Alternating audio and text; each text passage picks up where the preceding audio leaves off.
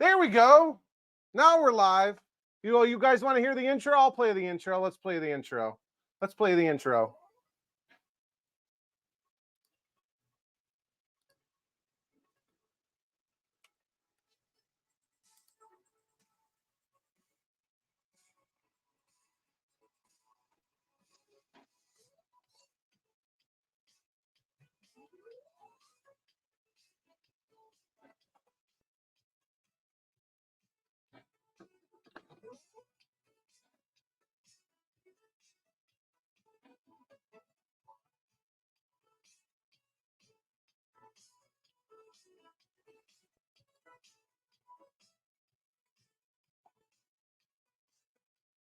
Happy New Year. Happy New Year. There we go. Wow. Right off the bat, Stringer Films with a $200 million super chat donation. Let me highlight it here real quick. Stringer says, Happy New Year. Here's $2 to fix your stuff. Thank you, Matt. I will put it to good use. And, I'm happy to sort of announce I've got more games down here. You can't quite see them. Let me give you a brief, little teeny tiny tour here. We'll switch to the, where am I? We'll switch to this. Yeah, you guys are seeing Pango hopefully right now, right? Yeah, you're seeing Pango and hopefully still hearing me. We've got a bit of a different lineup. So we've got Pango is in the basement. Pango's fully done and in the basement. It's probably a little bit too loud. I think I need to turn it down. The attract sounds are too loud. We got Carnival in the basement, fully working. We got Kangaroo in the basement, fully working with a Matsushita monitor in it. I got to keep a close eye on this and make sure it doesn't explode or catch fire or anything like that. And we got the Do Run Run cocktail over here in the corner. And of course, over here, we've got the games that we've had for a while in the basement, Donkey Kong and Joust and Tempest, Armor Attack, Robotron, and of course, our little, over here, oh, there you are, little fella, our Asteroids Cabaret in the corner, or on the side. And I've got the Donkey Kong Jr. Over here. It's not quite turned on, just because I got a lot of games down here on a, you guys are going to be, you're going to laugh. It's only a 15 amp circuit in this room. So currently, I'm a little bit worried about turning everything on full blast, especially since I have an appliance that I'm going to turn on in a moment here. Something that you may have seen in the Christmas unboxing. But guys, it is 2024. I hope everyone is having an amazing year so far. We're 20 minutes in, at least on the East Coast. Look at all these people here. Look at all these people. Hopefully I'm not missing anybody. We got Arcade Maze saying in, glad I checked early. Forgot the time difference. Got your drinking settled in. Good. Arcade Maze channel member. Random Pixelated Billy Bob, Happy New Year, everybody. And to you as well, Billy Bob, another channel member. And yet another channel member, Jeff M, says Happy New Year. Jumping General says Happy New Year, everyone. Dominic, same thing, Happy New Year. Weez34, let's get this party started. Wayne, another channel member, says, is this thing on? Tap, tap, tap. Yeah, I had a little difficulty. I just put my two oldest to bed and then ran downstairs, turned everything on. Arcade Maze, I guess, says, yeah, I guess you are on, what is it? You must be on Central Time then if your New Year doesn't start for 45 minutes. Yeah, we got the intro song going, Wheeze. Oh, Brian Love retracted a message. I don't know what's up with that. Uh-oh. The MVS version, I'm not sure what that is. Let's go. Jumping General says, Charlie, where's your champagne? No champagne. I have my beverage of choice right here for this evening. This is a lovely Crush Orange. I got to switch to this screen to see where I'm at. Diet Crush, or Crush Zero Sugar as they call it now. I do drink. I just don't like drinking on camera. You never know what that's like with, YouTube or anything like that, especially, video games. People think maybe, children will be watching or something. And also I know there's people out there that don't drink either by choice or by they're trying to avoid it. So I never want to make anybody uncomfortable. Yeah, Stringer rocking the house already with the super chat donation. What up? What up? Outlaws from the West. So, guys, this is my buddy Eric. We go way, way back. We've been friends since August of 1996. We went to high school together. I was in his wedding. Eric says, hey, bud, just checking in real quick. Happy New Year. All the best in 2024. Cheers. Cheers to you, Eric. So Eric is a streamer on YouTube. He does mostly Red Dead Redemption 2, I think, and he's branched out into some other stuff. Go check out his channel if you're interested in modern gaming. Yeah, Stringer Films also says, to all you West Coast and Midwesterners, Charlie and I are from the future. That's right, brother. Happy New Year to Wicked Arcade. Jojo, what's up? Shaky table. Wayne, I do have a shaky table. If I can show you guys right here. We'll get into that in just a moment. Kind of a shaky table. It's actually not very shaky. It's pretty sturdy here. Yeah, only 15 amp circuit in the room currently. Yeah, currently. And you know, guys, this door back here that has all the marquees, and I got to switch my screens. I don't even know where I should be looking. Or with all these marquees, that's actually to the circuit breaker. So easy access, because even sometimes I just turn on the main row back here, and for whatever reason, the insurge of amperage or whatever current being drawn, we'll pop the circuit breaker. So I'll go in, reset it, everything's fine. I really should upgrade this room to 20. As you know, we'll talk about this more. I've got the Play Choice 10 and the pinballs out of this room. They're going into the room, other side of the basement, where the Centipede and the NBA Jam currently are. That's got two circuits in there, a 20 and a 15. I just recently discovered, which is pretty great. But we'll get into all this later. Brett Anderson, Happy New Year. Yeah, Jojo says Wicked Arcade still 11/21 in Texas. This is a great way to start the year. Couldn't agree with you more, Billy Bob. And yeah, we're rocking and rolling. There's so many people here already. Arcade Maze looks like he's in Iowa. Darth Synchronic says Happy New Year. I think that's a new name. Welcome. Glad you could make it. Ottawa Gamers, Happy New Year from Ottawa, Canada. All right. Yeah, we actually got quite a few fans and channel members from Canada, so thanks for joining. Dominic is loving the new lineup. Yeah, I made it into the New Year's live cast. It was a close run thing, let me tell you.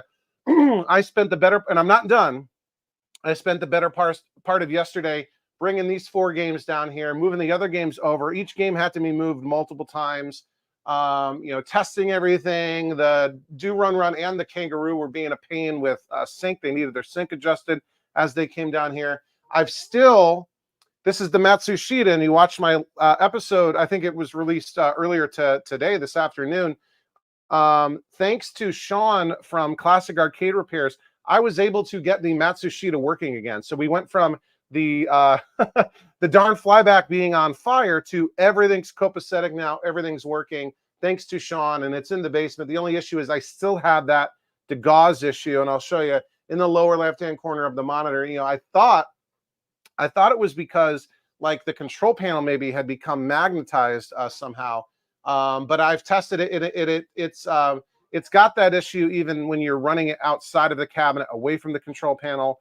I've got my manual gauze wand over here somewhere, and I've done it. I've hit it multiple times, and each time it comes back within a minute or two. So I don't know, maybe the monitor frame has become magnetized. That would be a huge inconvenience. Let's see, Iceman 69, Happy New Year. Yeah, Arcade Maze, you enjoyed this last year. Yeah, so this is our now a tradition, right? Once you do it 2 years, it's an annual tradition. I did my first ever live stream actually just around this time, New Year's Day, just after midnight of 2023, a whole year ago. So thanks for sticking around. Thanks for being a channel member, Dominic. So we'll get to the shaky table and popcorn machine and where this is all coming from. Yeah, definitely a little bit of John's Arcade throwback vibes. Yeah, Stringer should be super, super easy. Maybe even just run conduit because it'll just be behind the games here. And yeah, I got a 15 amp. I got a 15 amp running 10 games right now. I can probably turn Junior on, and I'll be running an appliance plus the lights plus my computer, all that stuff. Here we go. We got another one. Jerry Voluptuous, huge benefactor and supporter of the channel. Jerry says, Happy New Year with a $499 million super chat donation. Thank you so much, Jerry. And of course, I've got Jerry's pizza box up here in the corner right there. Mambrozzo's Pizza in Aston, Pennsylvania. Easily the best pizza I've ever had in the Philadelphia area. Definitely check it out if you're ever around. And thank you so much for that. And right after that, Ezekiel, the Chicago Retro Ranger, with a $999 million super chat donation. Ezekiel says, Happy New Year, Charlie and chat. Celebration. Awesome. You guys are the best. You don't have to do this. It's always appreciated. And all that stuff is just going to go right back to the channel, right back to the arcade, just like channel memberships. It's basically going to Peter, right? It's going to Peter from Arcade Parts Repair, or, you know, sellers on Facebook Marketplace that I buy, you know, junk games from and fix them up. But yeah, with these 4 games down here, we've got some space back in the garage. You know, I also spent yesterday cleaning up the garage. It's nice and open. I'm not cramped anymore. I can move things around. It should be great. But I'm very happy to have these games down here. And knock on wood, everything's working. All of the marquee lights are working. I don't have phantom mystery credits on Joust. I don't have wrong or missing sounds on Robotron. Everything's great. Knock on wood. Take this snapshot in time. Everything is perfect right now, and I am loving it. Yeah, Jeff M., great pizza, great guy. Yeah, Jerry is a pillar. We'll go back to Jerry. Jerry is a pillar of the Overtime Arcade channel membership community. He's got his own emoji, right? Or reaction emoji. He's a great guy, and like I said, huge supporter of the channel. And Jerry's actually he was our first ever channel member from the United States. Our first 2 were actually from Norway, believe it or not, Slowcade and Arctic Arcade. But yeah, Jerry was our first in the US, and he's been a bit of an evangelist or a proselytizer or a recruiter for us, you know, and he's responsible for quite a few other channel members joining up. Yeah, Stringer says, throw the 5 behind you on a new breaker, and that'll be good. Yeah, exactly. Retro Robotics, Liam, one half of the Retro Robotics team. Liam says, Happy New Year. Liam is also from the Coin Jam podcast. We just did episode 11 just a couple days ago as part of the 12 Days of Arcademas. And of course, this live stream is the thrilling conclusion of Arcademas for 2023 for last year's Arcademas as part 12. And if you're not familiar with Liam's channel, Retro Robotics, go subscribe to them right now. He's half of the team. It's a husband and wife team of Liam and Sam. They work on games together, which is awesome. I am super jealous. You know, my wife tolerates this stuff. She definitely is not interested in helping me restore classic arcade machines. But Liam and Sam are the dynamic duo, and their latest acquisition is a 6-player X-Men. And the intro to that video that they just released, I think it was this week, wasn't it, Liam? With the yeah, Sam. I won't spoil it. Go watch it. You know, subscribe to them. Watch that intro. That 6-player X-Men, super cool. Can't wait to get over there again to their house. They live about 90 minutes away from me, and check it out. And Stringer's had some success here. Sold a custom He-Man 1-up for $800. Is there even a He-Man game? Is there a Masters of the Universe game, or is it just a custom artwork? All right, so people, you guys have already been asking about this thing already. So let's go ahead and do this. Let's switch our camera over to this. And just want to confirm, you guys can still hear me right now. Give me some sort of answer in the live chat if you can still hear me when I switch cameras, just because I'm doing all this live. So somebody please tell me that you can hear me. I'm not seeing any responses yet. You guys can still hear me? I know this is great. This is a really professional live stream that I'm doing right now. Yeah, Brett Anderson, thumbs up. Thanks, brother. Okay, so what we're going to do now is something a little special. And I wish he was here for this. He's going to regret missing this. But we've got a little fun stuff going on over here. And let me turn the light on. Hopefully you can see this. So those of you who are fans of John's Arcade, and John is still out there. He still does his Video Game Outsiders podcast. And I highly recommend the John Show. If you love John's personality, as I do, and you want to stay sort of connected to him, go become a premium subscriber to Video Game Outsiders, and you get access to their premium bonus content, including the John Show with John, starring John.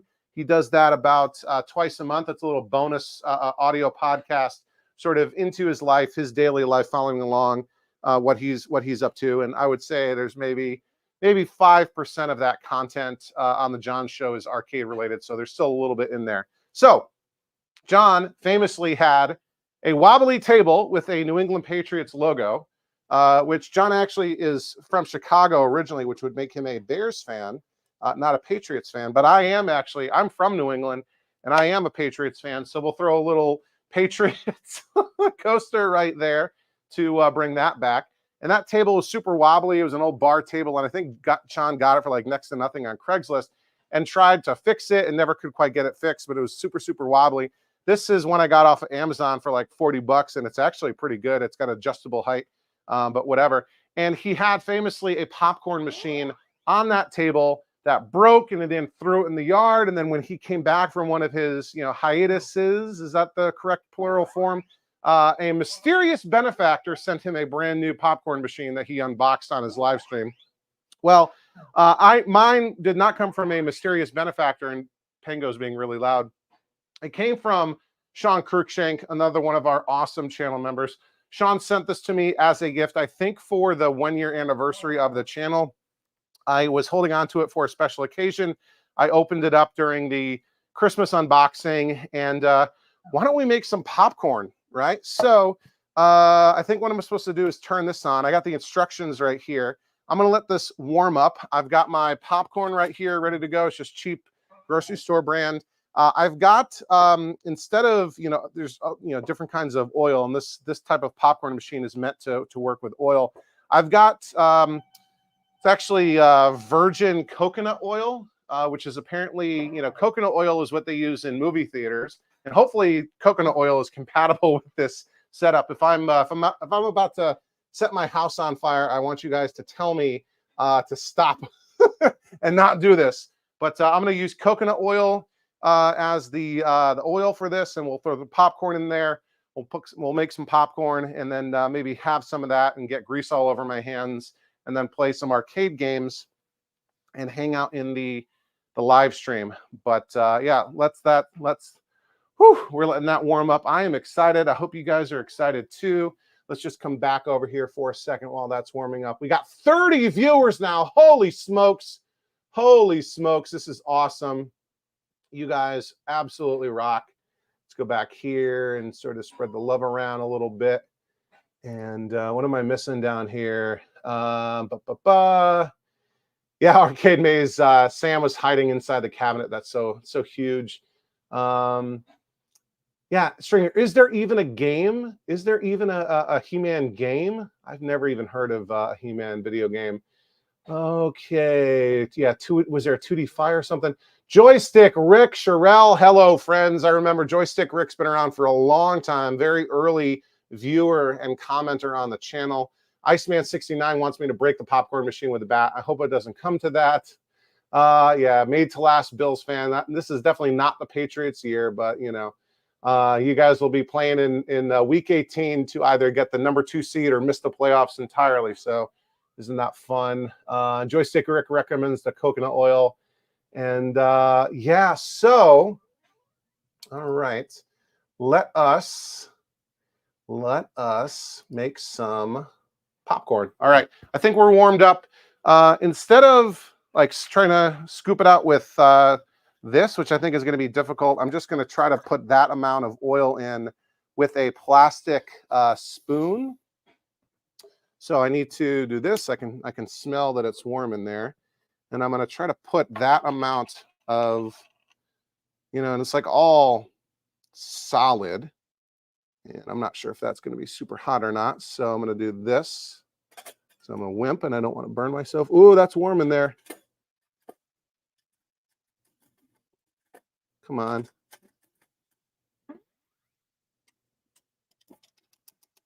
Yeah, that is liquefying immediately. And we'll get our popcorn.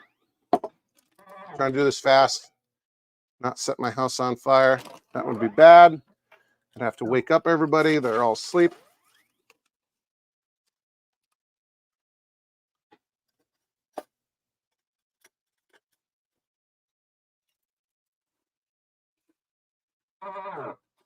All right.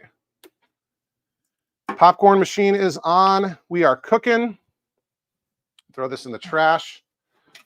And it misses and goes on the floor. Here we go. I got a little vintage 1980 Pac-Man metal trash can like I used to have in my bedroom when I was a kid. Actually, I think I had a Mario one. But we'll let that pop. And yeah, we'll have some popcorn to snack on. I hope you guys all had an amazing New Year or New Year's Eve, whatever you were doing to celebrate. Friends, family, going out, whatever. Those of you on the West Coast, whatnot, are still hanging out in 2023.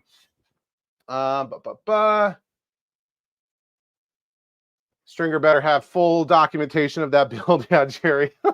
Kaltwasser, hey, what's up? Kaltwasser is getting hungry. Yeah, we're in my basement. We're not in John's arcade. We're definitely in my basement. Kaltwasser doesn't think I'm ever going to eat all that popcorn. Brother, I'm a large human being. Challenge accepted. Challenge accepted. All right, we'll rotate things a little bit. And I don't hear anything popping yet. Oh, we're popping. We're starting to pop. We are starting to pop. I can hear it. It's working. Again, this popcorn machine came to me from Sean Cruikshank, very generous Overtime Arcade channel member. Again, another pillar of our community. I can hear the oil. I don't know if it's boiling or what. That popcorn is popping. Popcorn is popping. The instructions say I'm supposed to leave it on until I stop hearing it pop and then turn it off. There we go. Look at all that. Happy New Year. It's like fireworks. Whoa. Whoa. We have popcorn. Kaltweiser, maybe you're right, dude. Maybe you're right. Maybe I won't eat all this popcorn. And look at this. We have another $200 million super chat donation from Stringer Films. Matt says, when can we expect you to destroy it with a bat? Well, we'll see. If it stops working, maybe I'll destroy it. All right, I think that's it. All right. It has stopped popping. We dump it.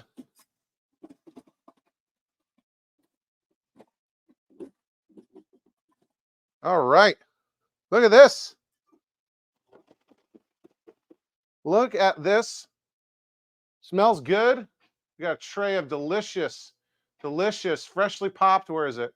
Freshly popped popcorn. I'll grab a little piece that hanging out in there. Oh, no. That's an unpopped kernel.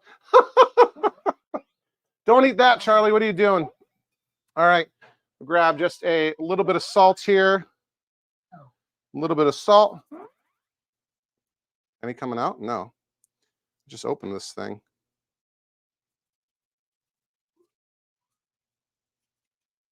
It's like nothing coming out of this thing.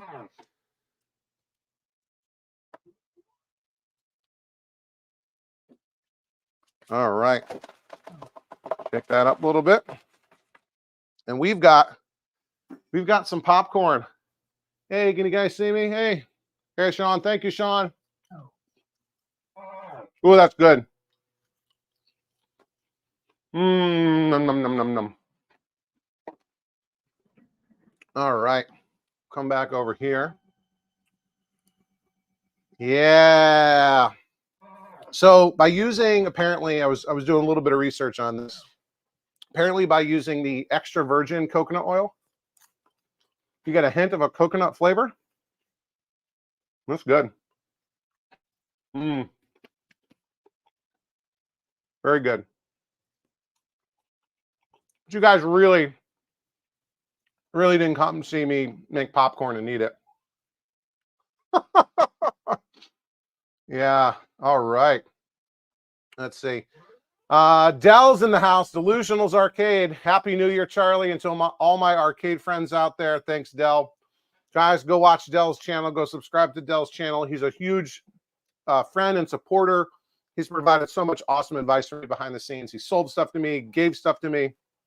Another channel member. He's very active in our Discord as well. All right. And Dell, thank you. I guess you were working tonight, so thanks for popping in. I'm trying not to talk with my mouth full. Arcade Alex says, Happy New Year. Charles Klein, what's up? Charles in the house. Charles says, hey, Charlie, Happy New Year's. You too, brother. And we got, it's in the Joust. We got a harness, the power harness reproduction made by Charles and his wife, Dynamic Duo Team. Channel Static says, woohoo, popcorn. All right. All the New Year's Eve, Jumping General says, all the Dick Clark New Year's Eve shows are gone off TV. Thankfully, you've got me, right? You don't have to go to bed. You don't have to call it a night. Angelina says, Happy New Year. What's up, Angelina? Angelina's been a huge fan of the channel for a long time. Yeah, Arcade Maze, it is 2024, and you are watching Popcorn Pop. Who needs fireworks when you got a popcorn machine? Yes, I did see the episode where John beat up the popcorn popper. Troy's Restoration is another YouTube channel you should go watch. Ethan Spencer, another channel member. What's up, Ethan? And yeah, Jeff, I guess anybody else, go make yourself some popcorn, right? Throw a bag in the microwave, whatever. Yeah, I do like the butter flavor, but this coconut's good too. Okay. Yeah, more slippery. Holy smokes. Oh, Jerry. Yeah, Troy's been doing a great job in his basement renovation. Holy smokes, guys. Delusionals Arcade with a $2 billion super chat donation. Dell says, this is for the Wobbly Table Fund. Everything else is fake BS. This is a well-made table, though. I assembled it myself. I put it together. It's not that wobbly. I'm sorry. I'm sorry. Cult Wasser, we'll do another countdown for New Year's Central Time. That'll be fun. Yeah, happy Monday, everybody. Happy Monday to you, Ethan. Oh, boo. Stringer's got to work tomorrow. I don't have to work until Tuesday. And if I keep getting super chats like this, I might not have to ever go back to work again. You guys are so generous. All right. Yeah, Ethan's got a nice little peace, love, spirituality, repeat. Thank you, brother. Ethan's also a pillar of our members only Discord. If you guys are ever interested in checking that out, there should be a join button somewhere.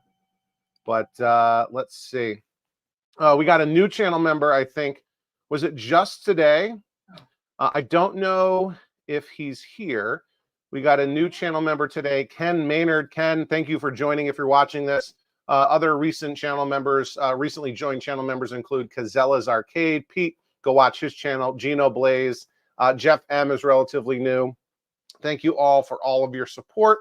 It's a lot of fun. Basically, for $1.99 a month, you get early access to all new videos, typically about a day in advance.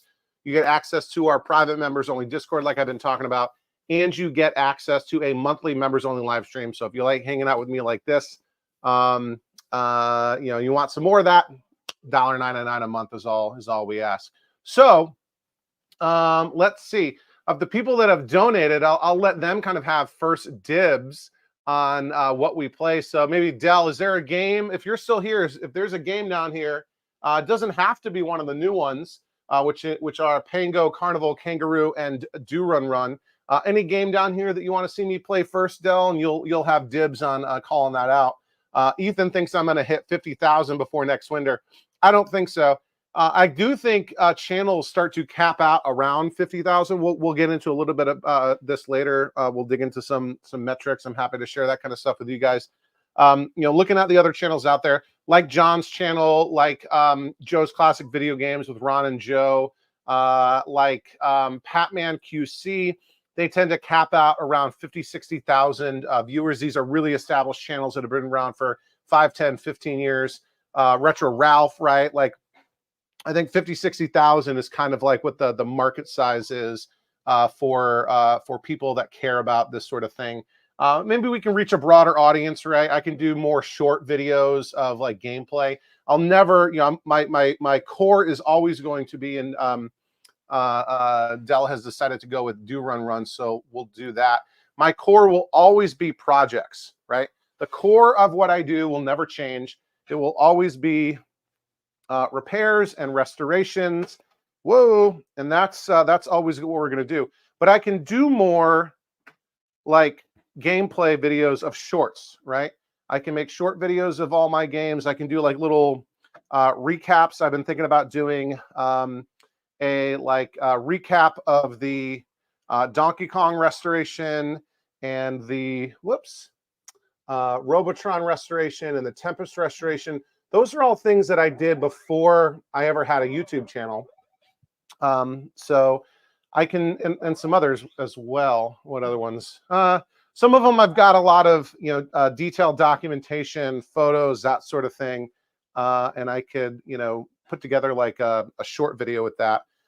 But let's get started with some gameplay. And Dell, again, thank you, Dell, for your super generous super chat donation. Dell has chosen Do Run Run for our first game. Now, Do Run Run is the fourth game in the Mr. Do series. You're probably familiar with Mr. Do, Mr. Do's Wild Ride, and what's the castle one? Mr. Do's Castle, I think. This is the fourth game in the series. It came out in '84, so right during the crash, right? And I think it was never in a dedicated cabinet. It was conversions only. And this is actually in a Dig Dug cocktail, but it kind of works, right? The only big hack job they had to do was rotate the monitor, which was a bit of a hack, but it plays really well. So let me just clear my throat a little bit here.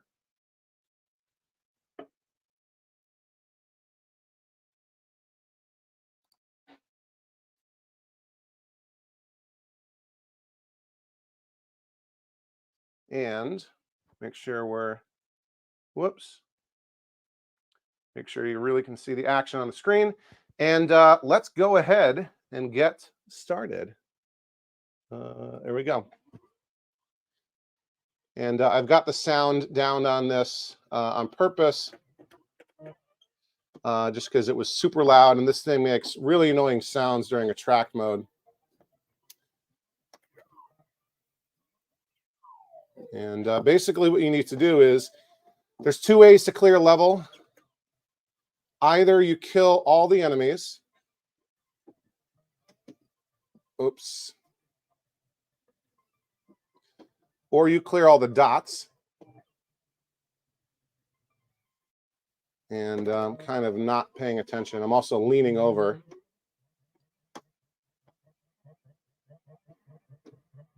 Oh.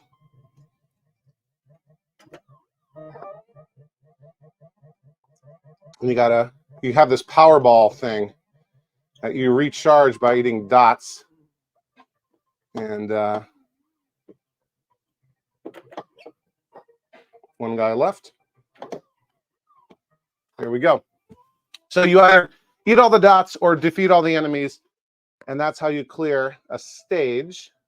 You've got this Powerball shot that you get from eating dots.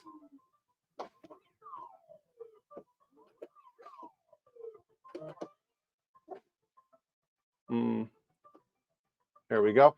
And when you envelop the dots, they sort of get upgraded into different different things here. And you have these sort of logs that you can roll at bad guys. There we go. And I think if you dilly-dally, the enemies start getting faster and faster. There we go. Come on, buddy. Yeah, as you encircle objects, they get upgraded. Whoops. Into, you know, items, you know, different kinds of fruit, and those fruit, you know, those types of fruit are worth more and more points when you pick them up. And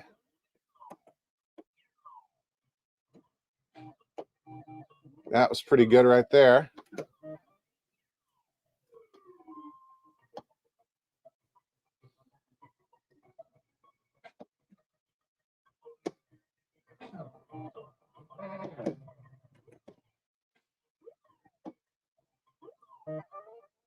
Okay. I guess I don't need to kill the bonus enemies if they've appeared on the screen. You'll probably hear Pango louder than you can hear the Do Run Run.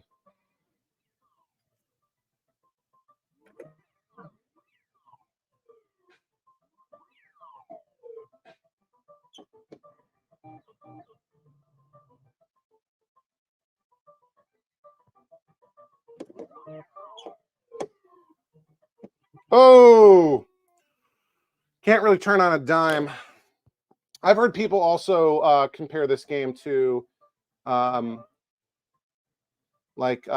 Dig Dug 2, which I can kind of understand. All right, let me see what I can turn these cherries into. Whoops. I think those are supposed to be like pumpkins or tomatoes or something. And now they're lemons. The snake is getting faster. Now they're pineapples. And I think pineapple is as good as they get.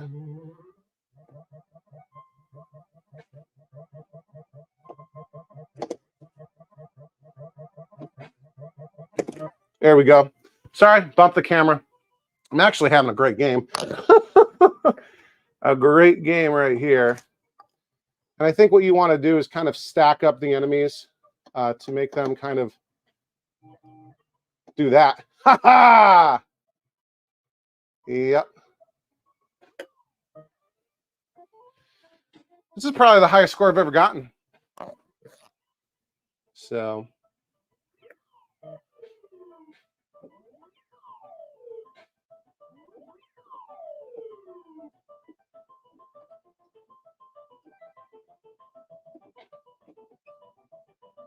All right. Whoa, he caught me. That's all right. That's okay.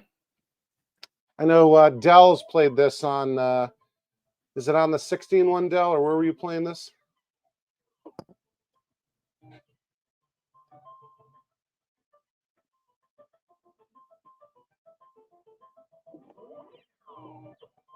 Ooh. I think the ramp can also kill me. Or the log. I mean, not the ramp. All right. We've broken 50,000. Yeah, Dell, if you haven't already done so, tell me where you were playing this. Is it MAME or is it on a like a multi-board somewhere? Oh, I guess I can't hit that guy when he's in that state. And there is our game over. Let me enter my initials here real quick. It's got an interesting sort of, and this doesn't save high scores when you turn off the game. Yeah, 6160 is my best right there. Or 61,610. And yeah, it has this interesting like gear shift sort of thing to enter your initials. There we go. What do you guys think of that, huh? Not so bad. Not so bad. Let's come back and see what's going on in the live chat. Oh my goodness. Colt Wasser says, I don't understand this game at all. Yeah, it's you know, you go around, and like I said, there's two ways to clear a level. You either eat all of the dots or you kill all the enemies, right? And you've got this rubber ball. You can throw it. That's your only way to defeat them as a weapon. And you can recharge that by eating dots. The only other way for you to defeat enemies is to dislodge those logs that go rolling that can run them over. Angelina says she's got 3 of these PCBs. You've got 3 do-run runs. I think it's, I don't know, it's not like expensive, but it's not a common game at all. And in fact, you know what I learned this week? Galloping Ghost doesn't even have a do-run run. So I've only got, I think, like 33 games in my collection. And the only game I have Galloping Ghost doesn't have is Do Run Run, so that's kind of cool. And Angelina's got 3. Angelina's got 3. I missed a whole bunch of chats here. Let me caught up real quick. And we'll be counting down Central Time New Year's in just a second here. Troy's going to be posting a video of updating of his basement arcade renovation. Ethan wishing everyone a happy Monday. Let's see. Yeah, Stringer does. Yeah, he's in the news business, and they're always working. Ken Maynard, happy New Year again, Ken. Thanks for becoming our newest channel member. Yeah, Ethan says I'll hit 50K before next winter. I hit 50K on Do Run Run. Is that what you were talking about? I'm definitely not hitting 50,000 subscribers anytime soon. Jerry says he's going to Jeff M's house tomorrow. That should be fun. Colt Wasser is voting for Robotron, but we gave it to Dell because of his massive donation. Stephen Wallard says, hi, what's up, Stephen? Colt Wasser, I hope I'm saying that right, also likes Joust. Yeah, John is around, Ethan. He's just not doing the YouTube channel anymore. Like I said, if you want your fix of John from John's Arcade, subscribe to Video Game Outsiders and become a premium subscriber so you can get access to the John Show twice a month. All right. Anthony Hayes says, what's up? Let's see. Yeah, crisp CRTs, no blown flybacks. Doing a quick scan. Nothing is down. Nothing is down. Yeah, I almost wore my Canadian Arcade t-shirt, but instead I'm wearing, I was talking with Mark earlier today from Back to the Media. Still working on opening up his arcade in Winchester, Virginia in the spring, hopefully. Yeah, Jeff, projects are my favorite to videos to make too. All right. A lot of people never seen Do Run Run.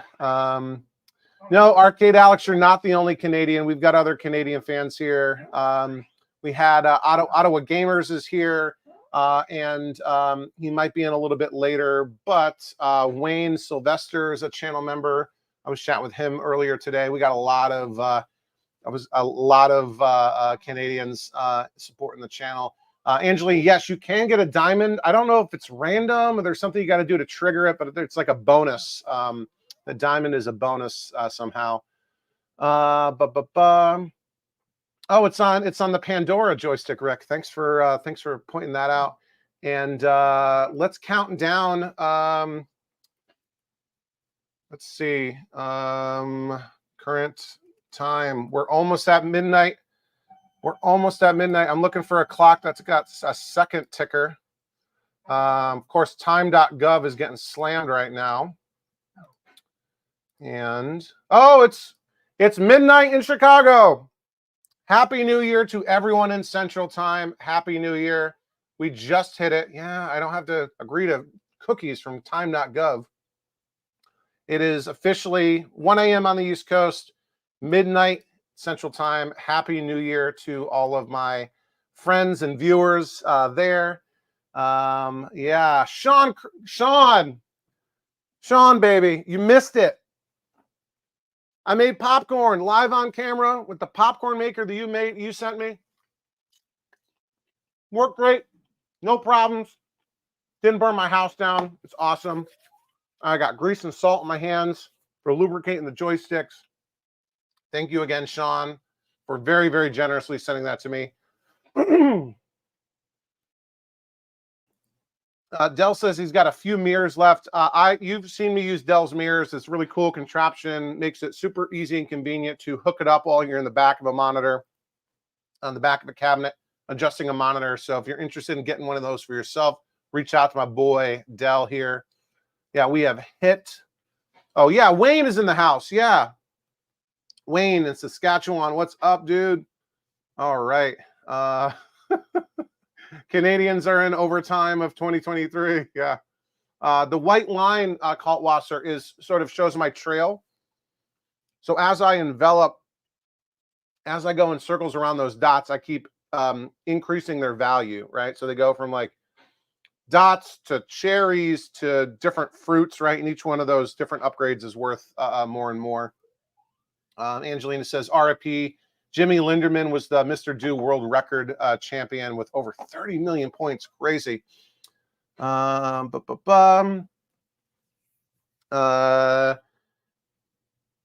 I supposed to say this, Dell? Arcade Alex was asking about shipping to Canada. Yeah, for Canadian shipping, Dell says shoot him an email. He wants me to say it out loud so the bots won't pick it up in the chat. Yeah, I can do that, no problem. Dell's Arcade's public email address is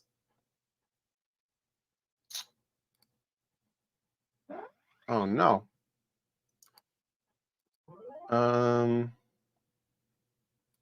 It's not on. It's usually on your channel page, right?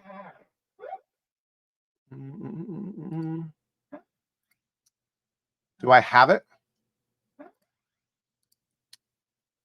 Del, send it to me real quick. I'll be happy to give your give it over the air.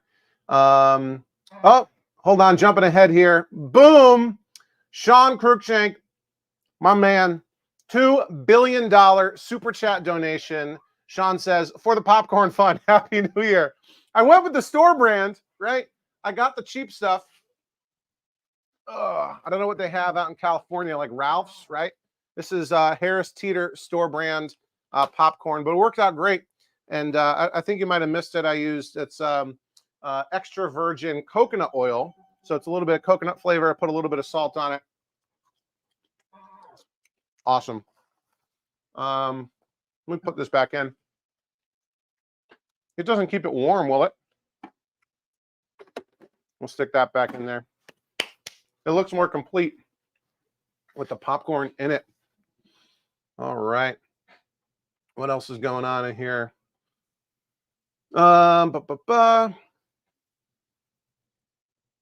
Angelina's got hundreds of PCBs. Holy smokes. Yeah, Sean, no worry for being late, dude. And you spent midnight. Oh, no, you're on West Coast time.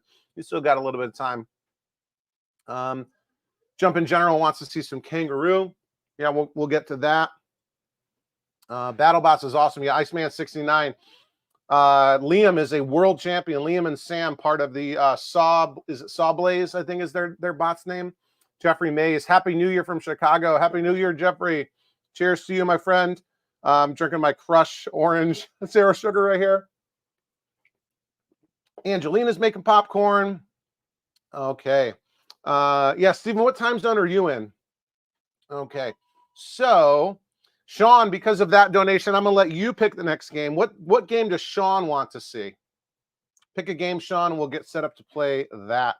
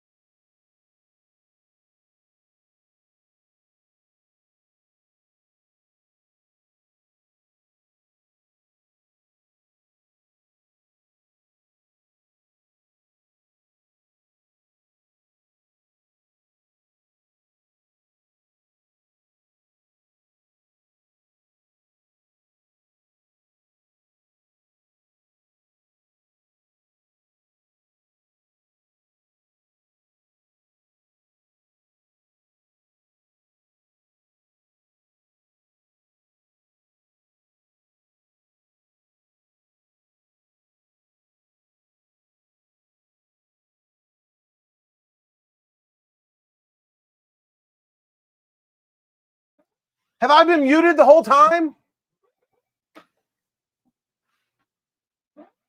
I pressed the mute button to clear my throat. Oh my gosh. I am sorry about that. I was thanking Sean. I was saying, Sean, I want Sean to pick the next game. So Sean, if you're still there, brother, tell me what game you want to watch next. Wayne Kenny, yep, thank you for letting me know. Now I'm back. And I got to even clear my throat again. So yeah, Sean, pick a game because of your donation. What game? I mean, we'll play a bunch of different games. But we'll let the people who are dropping or splashing the pot with donations, letting them pick. Man, a couple minutes of mute. Hopefully we didn't lose a ton of people. No, we still got 30 people watching. I am sorry about that. I'm always playing. I'm always doing something different. Sometimes I'm using my microphone, which has my podcasting mic has a very visual thing. But now I've got it set up to do the the gameplay everywhere. So I need to go wireless, and it's just I got to do a software mute anyway. Man, Steven, I'm on Eastern time. I'm not in a different time zone. You're in Albany, yes. So you're not too far from Ty, right? Ty released a video today. You should all go watch. Sean, are you still there, dude? Pick a game, or we'll have to pick. I'll have someone else pick a game. I'm sorry about that mute, guys. I'm sorry. All right. Angelina wants armor attack, so we'll do armor attack until Sean gets back and picks something. So let's go play some armor attack. All right. I have to reconfigure this a little bit. What do you guys think of the movie The Wizard? I actually love it. I know a lot of people hate that game. They view it as just a one long advertisement for Nintendo, and I'm not going to tell you that it's not, but I love it. I guess I was the perfect age for that game when it came out. So hopefully you can see it. And armor attack's always a little bit weird to stream. Not only is it a vector, but it has this overlay, and what it really needs is like a little bit of light from above. Maybe I can rig up a flashlight to do this real quick. You really kind of need just a little bit of light to see the overlay. So can I do this? How does that look? I've got it balancing. I can't guarantee that it's not going to fall, but that will help me and you see the overlay a little bit better. Yeah, all right. Let me grab a quarter here. Armor Attack is another new game this year. I bought this working for a great price. What did I pay? $300 on Raleigh, North Carolina, and just needed a little bit of cleanup and TLC, some new buttons, and it's great. What makes it a little bit awkward is that the player 1 controls are on the right-hand side and player 2 is on the left, so I'm going to have to reach over in front of the camera, but it should work. So basically we have asteroid controls, minus hyperspace, turn left, turn right, thrust, and fire. And we're this little Jeep. We're trying to kill the tanks and helicopters.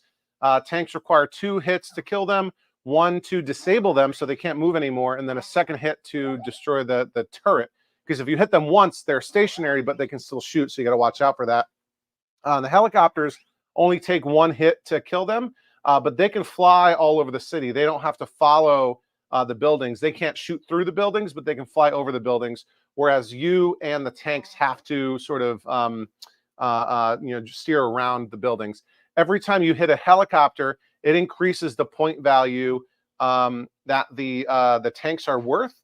And it is a 2-player simultaneous game, so you can play 2 players at the same time, which is cool because I have, way too many kids, and multiplayer simultaneous games are good things for them. So we got a quarter in, and let's play. And that is Morse code for don't register, as in don't register for the draft. There we go. It was a bit of a protest from I think it was Tim Skelly, anti-war protest from Tim Skelly. Oh, he got me. He didn't want to make a war-themed game, so Vietnam was still in recent memory, and there we go.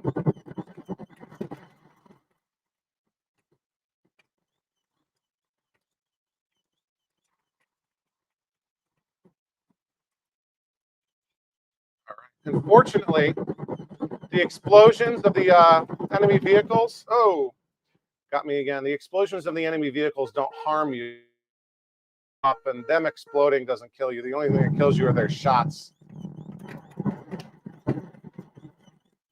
So kind of bum rushing them isn't bad.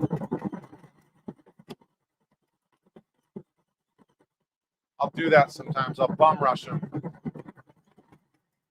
There we go.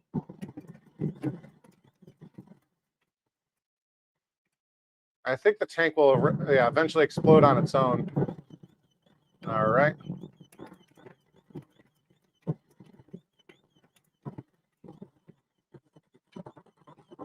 Oh! Sorry if I'm being too loud. I got 2 lives left. Oh, that was dumb.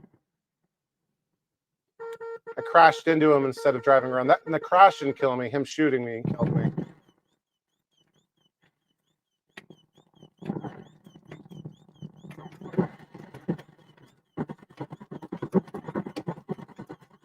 I knew that was going to happen. All right, so that's it. And I scored 910 points, which is not my greatest. And yeah, that's it for armor attack for now. Okay. I guess we've lost Sean. Sean never came back with a game that he wanted to play, but hold the phone here. Jeff M, a $1 billion super chat donation. You guys are making it rain today. Totally unnecessary, but super appreciated. Jeff M, who is also an Overtime Arcade channel member, recently joined one saying, my small part to help with the next cap kit. Really appreciate it. Yeah, I was joking before. All the donations and the channel memberships and even the small amount of money that I make off of advertisements and stuff all goes back into the channel, either things for the channel or parts or pickups, games, that sort of thing.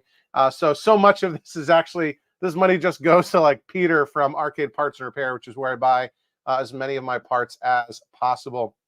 Angelina says, thanks. You are welcome, Angelina. Thanks for all of your support. Yeah, Jeff Waldron was saying, mount another channel member. We like 50% of our channel members are Jeff, right? Jeff Kinder, Jeff M, Jeff Waldron. There's other people who's like they have different screen names, but their real names are Jeff.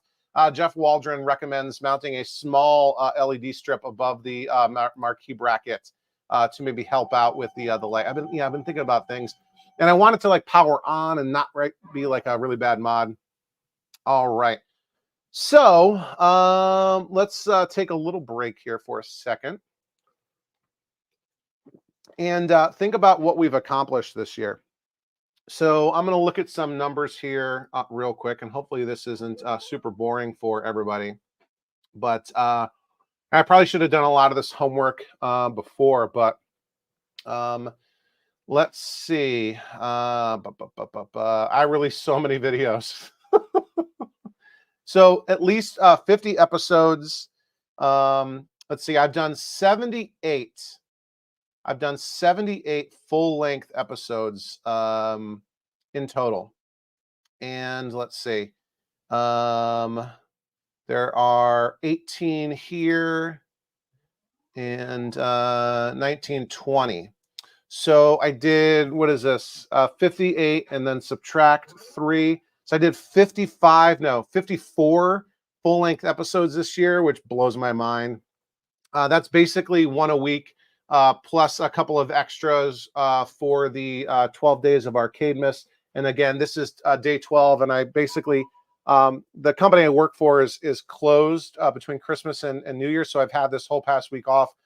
And, I use that to obviously spend time with my family and all that. And then, working on games and making videos so I can do 12 straight days of content. And another, this year's been a huge success as well. So we'll do it again next year, 12 straight days of content. I mix in full-length episodes with shorts and live streams. And this is day 12. So if you missed any of that stuff, you can go back. There's a playlist on my channel. Check all of that out. And hopefully I haven't screwed this up again where I'm totally muted, and I'm not. So yeah, looking at, so 55 episodes. Shorts wise, I really want to do like one short per week, kind of in the middle of the week. I release my new full length episodes typically Sunday afternoons, or maybe later if I'm running behind. And I want to like do a short. YouTube is really pushing channel owners, content creators, video makers, whatever you want to call them, to do shorts, because they're in a battle, with TikTok and Instagram Reels and whatever. So they're really pushing shorts. I feel like I have completely different audiences for my full-length episodes versus my shorts. Let's say I've done a total of 33 shorts forever. Let's see, 33 minus 3 is 30, minus 1, 2, 3, 4, 5, 6, 7, 8, 9. So I did 21 shorts this year, so not one every week. I'll try to get better with that. I've done a lot of live streams too. So including channel member live streams, I've done 24 live streams this year. So with live streams, I do one a month for the Coin Jam podcast, which started in February. So we did 11 episodes of that, which I do with Liam, who's been in the live chat here from Retro Robotics, with Kay from Prime Arcade. And one of our founding members was Jeremiah from Coin Op Corner. But if you saw the most recent episode or listened to the most recent episode of the podcast, Jeremiah has decided to step down from the podcast. He's got bigger fish to fry, relationship-wise, all good stuff. He's got very good things happening in his life, so he's going to focus on that for now. So I do one a month for the Coin Jam podcast. I do one a month for the members only live stream, and I'll do public live streams, other public live streams on special occasions or milestones. So we did one for my first ever one was this day last year, the January 1st of 23, the year in review, whatever type of stuff, just like we're doing here. And then I did one for hitting 1,000 subscribers. That was in July, or I think it was right at the end of May when I hit it, but then it took like YouTube a month for the monetization stuff to go through. So we did a celebration of that in July. And then Dell and I did a live stream in September together where we broke open a bunch of consumer commercial CRT TVs to see what would be good for tube swaps. We did in October, we did an anniversary live stream for the birthday of the channel, which started in October of 22. So that was another public live stream. And we did one 12 days ago to kick off the 12 Days of Arcademas. That was a lot of fun. We went for 3 hours, and we will not be doing a 3-hour live stream tonight. I'm sorry. I don't think we'll make it to the West Coast midnight. But yeah, so that's been a lot of fun. I love doing these live streams. I'll definitely still keep doing the members only live stream every month, the podcast every month, and I'll try to do more, maybe mix in more public live streams if people are interested in that.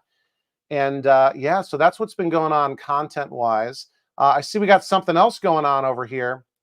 Charles Klein just became a member of the Overtime Arcade channel member family. Charles, you are awesome. Charles just did an awesome live stream. He's been restoring a Black Knight pinball. And yeah, just looking down here, I'm seeing it down here as well. Yeah, Charles Klein just joined 0 days ago. Charles, thank you. I hope you enjoy it.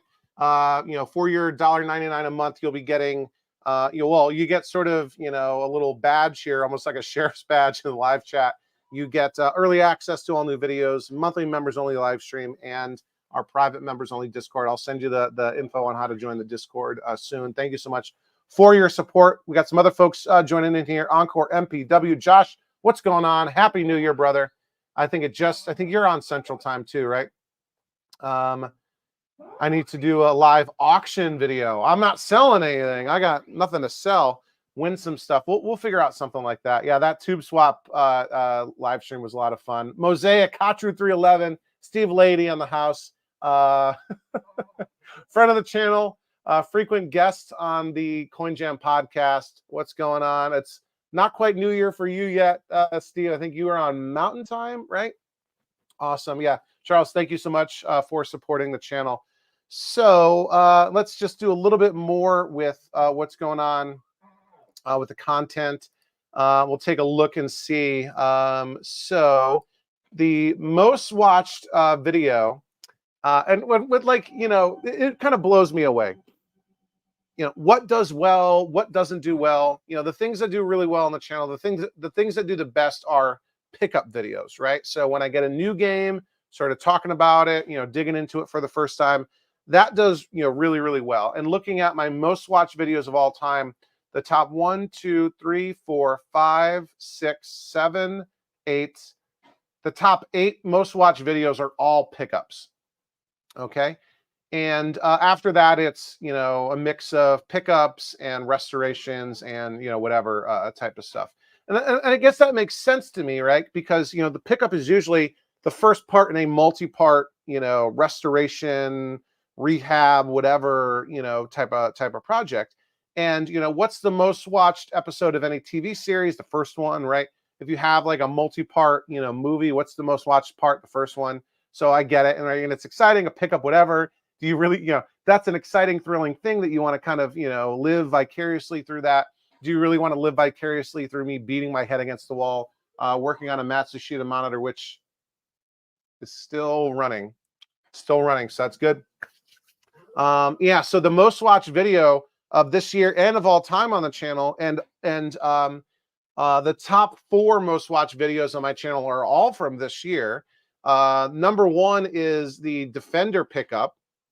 And, you know, so in addition to, I know pickups usually do well. You know, I try to do kind of, you know, titles that capture the imagination without really being clickbait. I think clickbait is bad when, you know, it lets you think that one thing's going to happen, but something else happens instead. You know, sometimes I do admit my titles can be a little bit clickbaity, but I try to at least deliver on what they're providing. And, you know, the thumbnails where I kind of like draw like a cartoon version of the, like I trace it of the cab, those thumbnails do really, really well. I've been experimenting with different types of, you know, font and stuff, and it usually seems like less is more. The more I pack into a thumbnail, the less people like it. But the number 1 most watched video of all time on my channel was released just in October, right? So just over 2 months ago, it was at the end of October, the Defender pickup, which was also, you know, from an arcade that was closing down. This was out in Ohio, which is the promised land. Everything's in Ohio.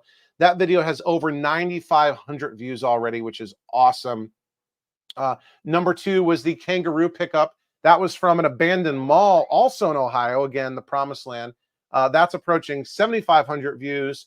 The Carnival pickup is number 3 with over 6,000.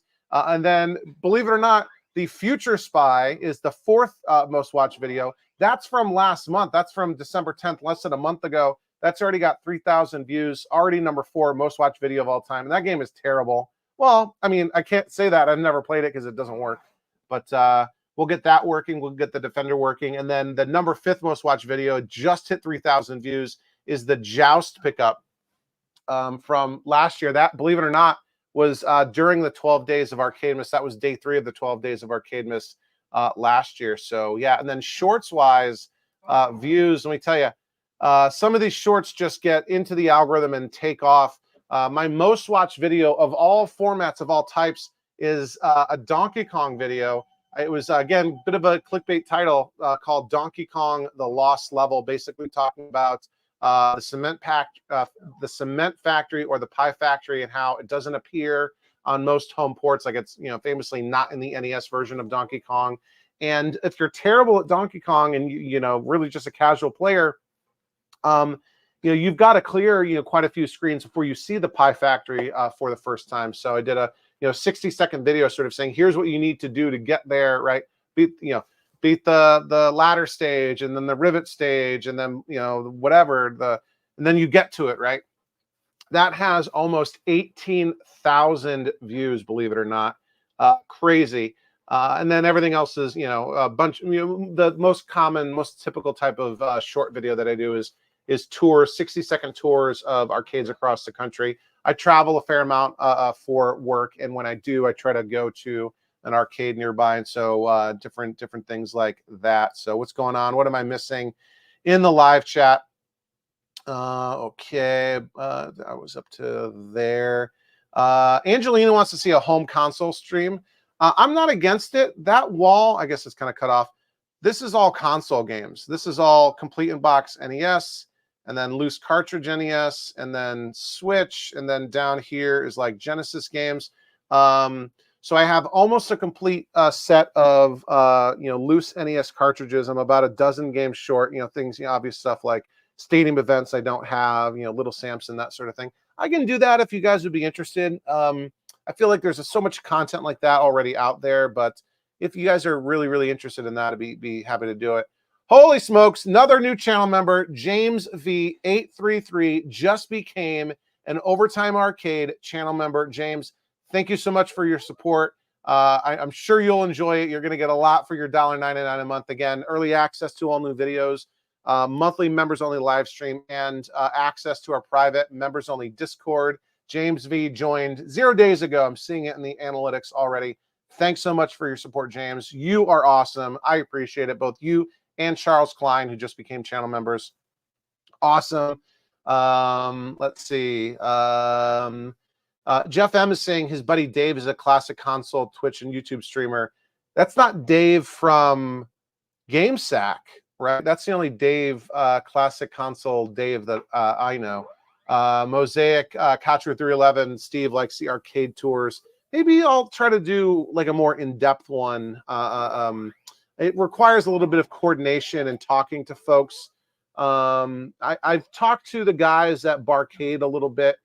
So maybe I could swing that. I got a couple more Barcade locations, shorts that'll be coming out later this month. And of course, my buddy Mark, who owns Back to the Media, which is a retro game store in Winchester, Virginia, not too far away from me. He's opening up this spring. I mean, he was supposed to do it this year. Like me and like a lot of you in the live chat, he has a garage filled with Project Arcade machines. He's Par Punk on PAR Punk on Clav. Him and his wife own a shop. It's used video games and records. They sell a lot of records online. They do Facebook auctions for records and comic books and that sort of stuff. And they have this giant back room in their store that they've never really used for anything except from overflow storage, and it's huge. And they're going to put like 30, 40 machines in there. They're slowly, they've got a pinball and maybe 2 pins in the store right now. They're going to open this big, a public arcade, and really in my area there aren't a ton of great public arcades. So I've spent some time in their garage helping them fix up games, doing triage and stuff. We had Missile Command monitor caught fire, and we had all this magic smoke come out of it. I caught that on camera. Anyway, so I'll definitely do an in-depth tour, of that arcade when that launches, hopefully in the spring, knock on wood. Let's see. Oh, Dell says he just got a follow-up tour of Jeff's place. I've been to Jeff's place now like 3 times.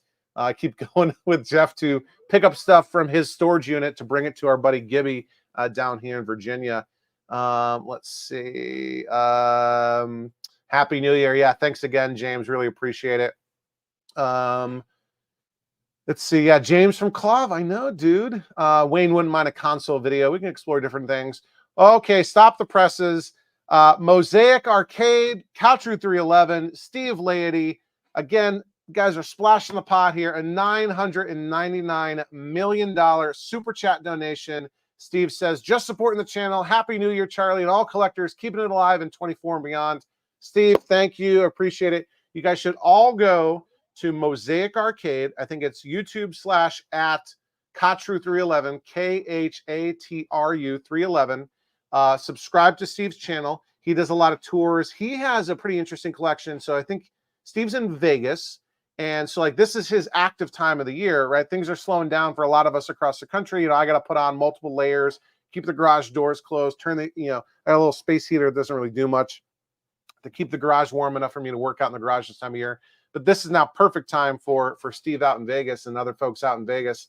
I think Stringer's out there somewhere, maybe, and Retro Ralph, a bunch of folks. But he's got a really cool collection in his garage, some esoteric stuff too, like a 3-player upright hot rod, Game Ground, Growl, really some rare stuff that you just don't see every day, that he does sort of like in-depth reviews and that sort of thing. And he also does tours, like he does like a monthly update tour because he's constantly got games coming and going. And Steve, he doesn't have a ton of subscribers, which is a shame. He gets tons of views on his videos, though. Thousands of views on his like just update tours of his basement, which or garage, which I need to do too. I need to take a page out of his playbook. And Steve is also the guy that bought the Caliber 50 kit. So I did I picked up a Frogger at a Division III college football frat house a couple months ago, and it was a Sega Gremlin Frogger that had been converted to Caliber 50, which it's a rotary game like Akari Warriors, but it has green rotary sticks that are optical, not mechanical, or not like the normal micro switch or whatever. I don't know. The yellow rotary joysticks, and I played it once. It was okay, right? I could play through, just feeding credits. And apparently this was a Grail game for Steve, so I was happy to sell it to him So the whole package, you know, the piece, working PCB and the joysticks and the harness and all that for a good price. And he's already got it in a dynamo cabinet. So great that we were able to work that out. Yeah, Game Dave, is that like from GameSack, Dave? Jumping General asks, any plans to go visit Todd at TNT Amusement? I wouldn't mind. You know, so two kind of funny stories with Todd. And Todd sold me the well, you can't quite see it, the Pango PCB that I've got in my cabinet, and I did throw a high score save kit on it to get the hot butter popcorn, not to be confused with the popcorn machine over there, the music. So I bought my PCB from TNT. So two kind of funny stories. One of my best friends in the world, who actually I was just talking to last night, I threw my AirPods in as I was moving my games into the basement. So he heard me huffing and puffing, going up and down the stairs with a hand truck. I talked to him for like an hour or so last night while I was doing all that. One of my best friends in the world, definitely my best friend from college. He grew up near TNT Amusements, and he went to multiple birthday parties as a kid at TNT Amusements, and I think they still do birthdays at TNT. So, and he, like, you know, grew up with Todd Tucky on, you know, local cable TV commercials right before YouTube and everything. So he's known Todd for forever. Todd certainly not wouldn't remember him. Todd might actually know his dad, you know, just being businessmen in the area. The other funny thing with Todd is, so they, you know, they recently, this is kind of maybe a sad story. I don't know. It's funny at the same time. Some people know this story. So I don't know, earlier this year, TNT rolled out a new, hopefully this is interesting to you all, a new auction system to buy things on their website, right?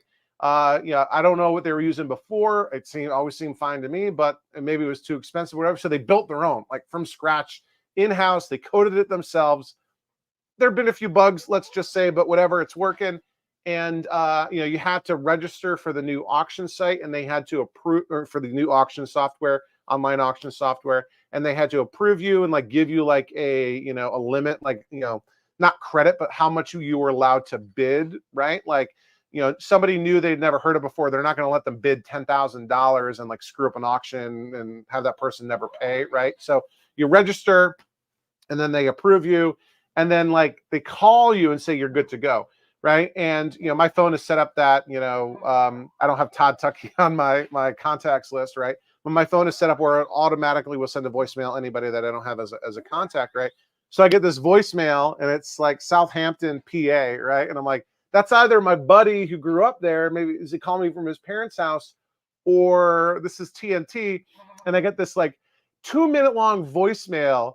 And let me tell you, more than a minute is Todd Tucky coughing up a lung in my ear, right? So he calls, he's like, hey, Charlie, this is Todd Tucky from TNT Amusements.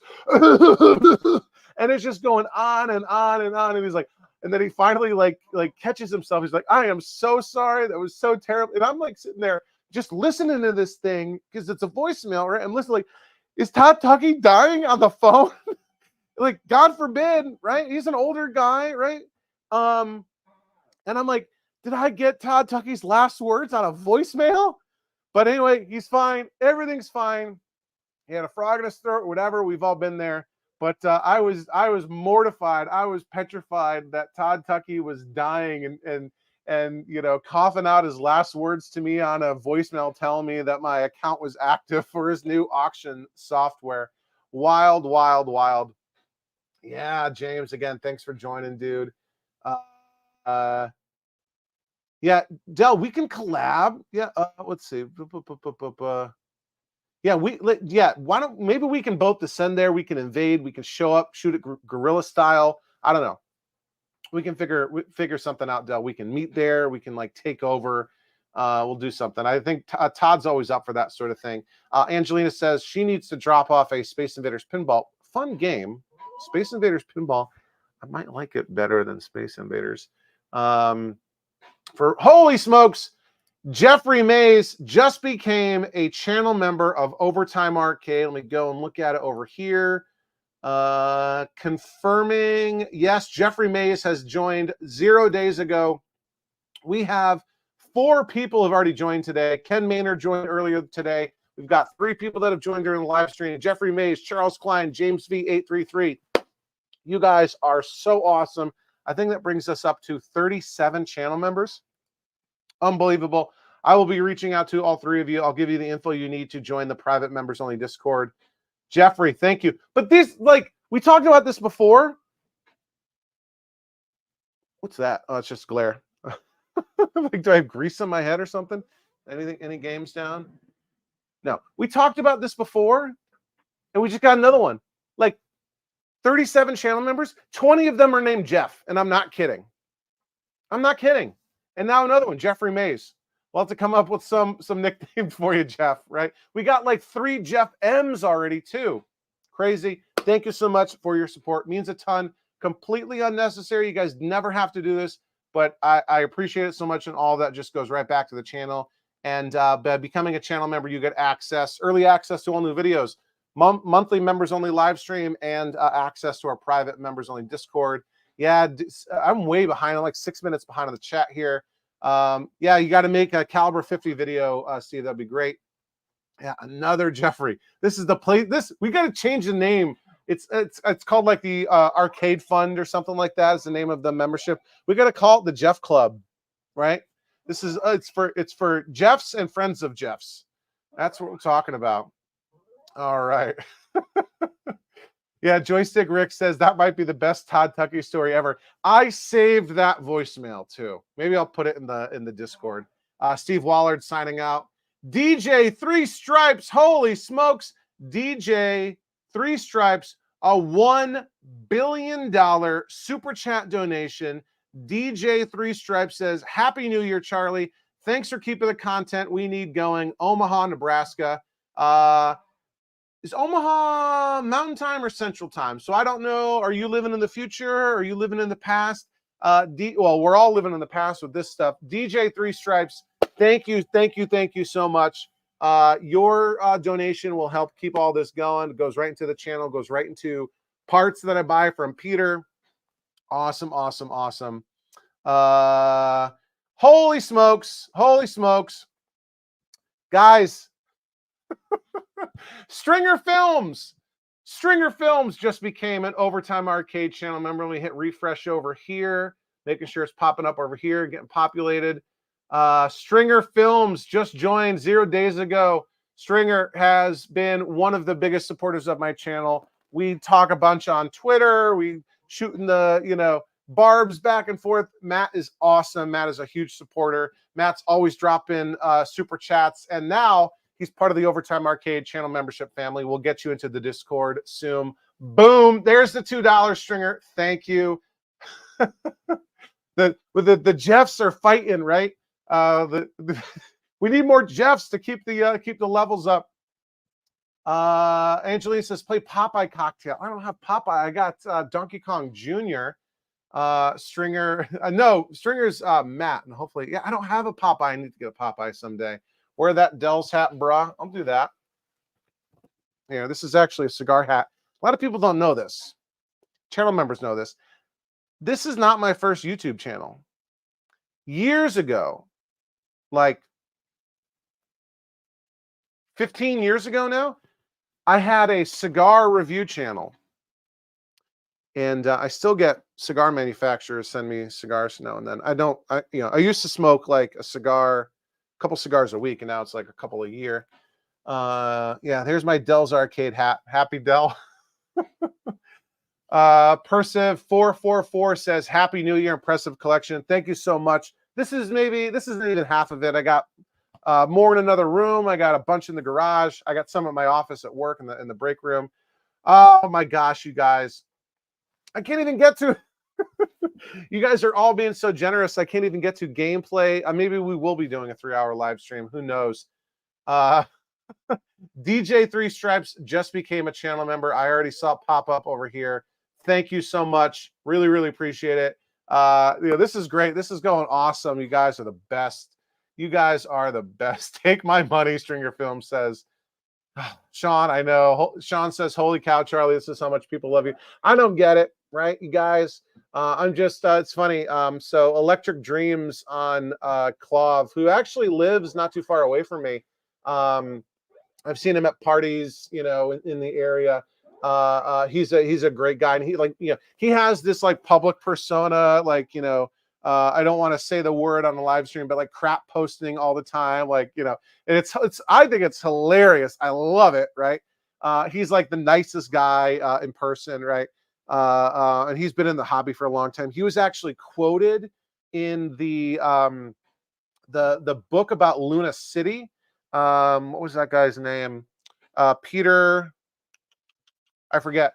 But that was before my time in the hobby. That was before I don't think I may have just moved to Virginia when Luna City shut down. It was like one of the first mega collections, super collections. This guy had well over 100 games. He had built a building, on his property to house this collection, 2-story building for his games.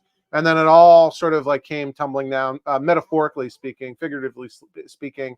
But it was a huge inspiration for so many folks. Like he was really plugged into the Coin-Op Amusements family. I think the guy's name was Peter. But he wrote a book about the downfall of Luna City and how it rose and fell and all that. And Electric Dreams was actually quoted in that book.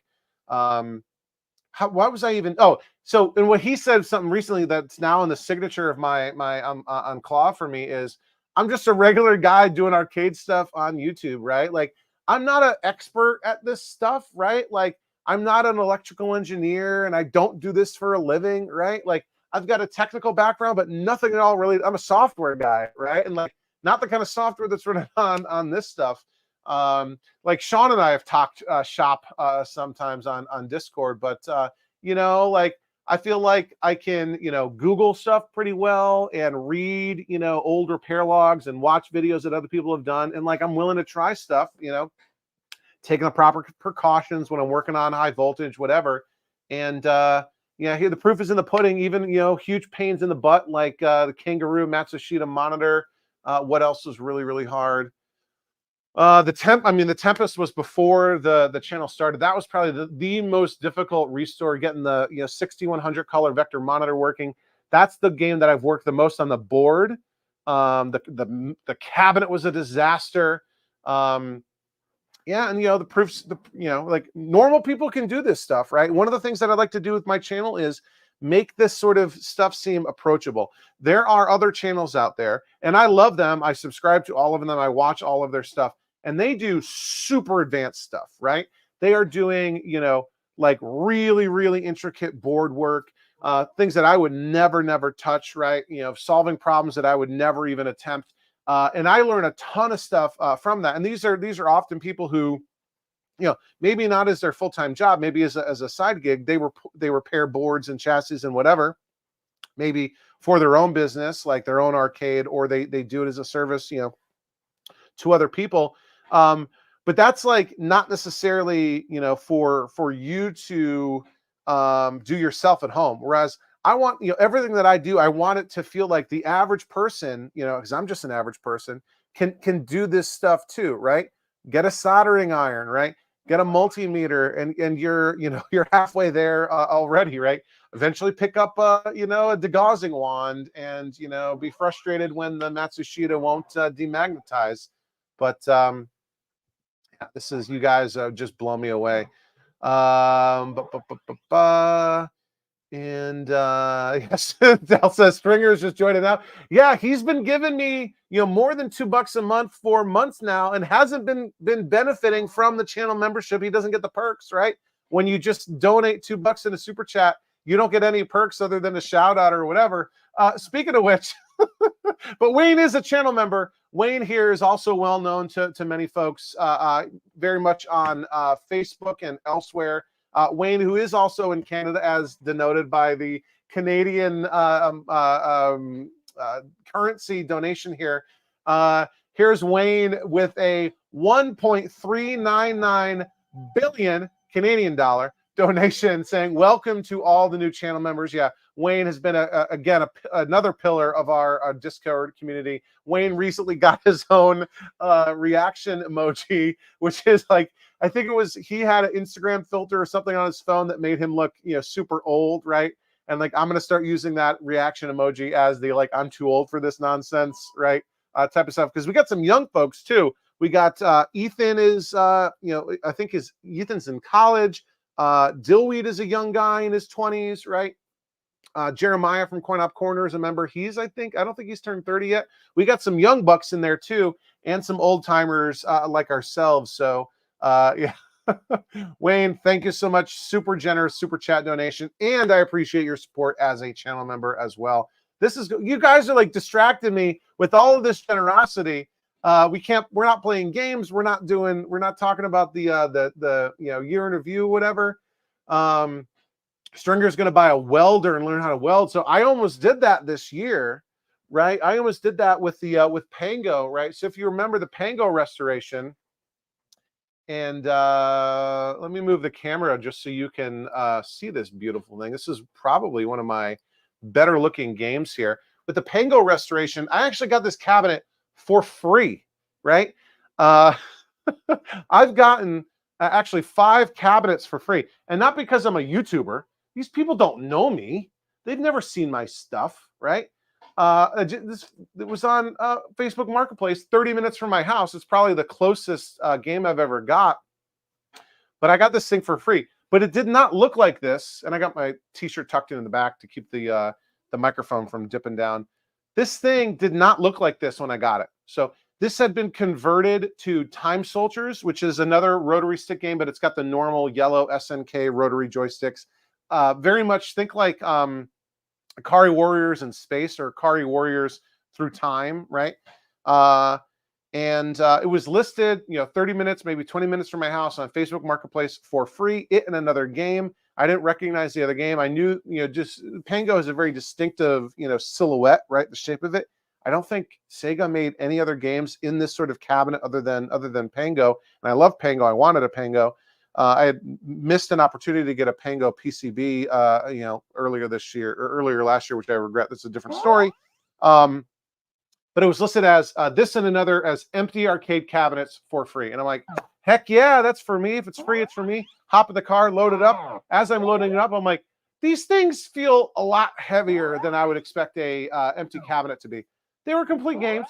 This was a complete game. It was Time Soldiers. The other one is the Dynamo HS7 that is now a Superman. That's working in the garage. I'm going to leave that in the garage for now. That was what was the game, Del? I gave you the PCB. It was some like puzzle ball, battle balls or something like that. I think you can convert it to Raiden or something, right? Which is probably why you want it. But yeah, this thing the control panel had been drilled out. So this is a metal control panel, and Pango's a pretty simple control panel, single joystick in the middle, action buttons on either side that do the same thing, just for left-handed or right-handed people. And then 1-player and 2-player start buttons on the front that you'll bump into, just like Carnival and just like Frogger, and accidentally start a game. But it had been drilled all to heck for 2 rotary joysticks and I think 3 action buttons each. So I had to fill those holes. It sounds like Stringer's got a similar situation for Qbert maybe. And I was thinking about buying a cheap welding rig from like Harbor Freight or something, right? Probably kill myself, but. And then there was a kid who just was posting on a Facebook, local community thing saying, hey, I just graduated from welding school or whatever. I'm back visiting my parents. If you have any, projects around, I've got my stuff. And I'm like, well, maybe I should have this kid do it for me. But then, no, I won't need to do it. I need to do it fast to get the channel, right? Get the video going. So I just did it with JB Weld. And you would never know, right? This is super smooth. It's dusty already. Super smooth under here. It's great. So yeah, I'm a JB welder, right? A master welder with JB Weld. Why don't we play a little bit of Pengo while we're talking about it? This, of course, is a original PCB. It does have a high score save kit in it, which adds. I think I might need to adjust the vertical position. Like I was messing with it to get it to be sort of centered on the cardboard bezel that I got from this old game. But let me eat a little bit of popcorn too while I'm talking, and that'll be chewing in your ear. Original board. Got it from Todd Tucky. Got a high score save kit in it. So let's go ahead and start a game. And the reason I got the high score save kit, not so much for the free play and stuff, is this music. This music just does it for me. It just does it for me.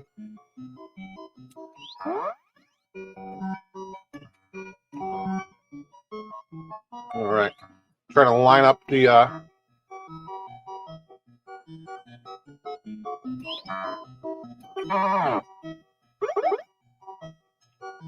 come on, guys, come over here.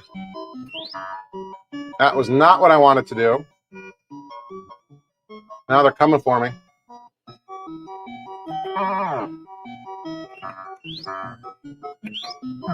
That's what you get.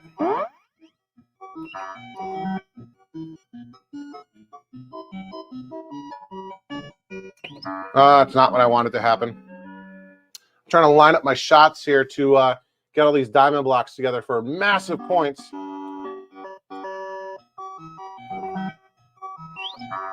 I don't think this is going to work. I'm trying to think.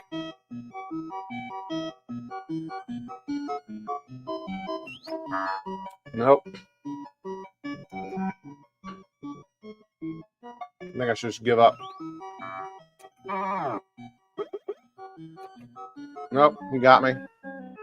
This is not going well. I'm trying to focus on talking and chewing popcorn, playing at the same time.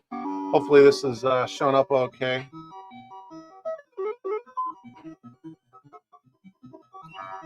Oh, that guy bailed. This is showing up okay on camera, right? Yeah, I think so. That was a terrible first level. Terrible. Died twice. No bonus. Awful. Yeah, see, the tops are getting cut off. I need to adjust a little bit. All right.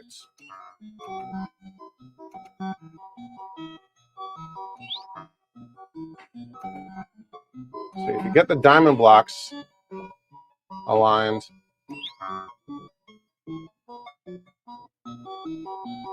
All right.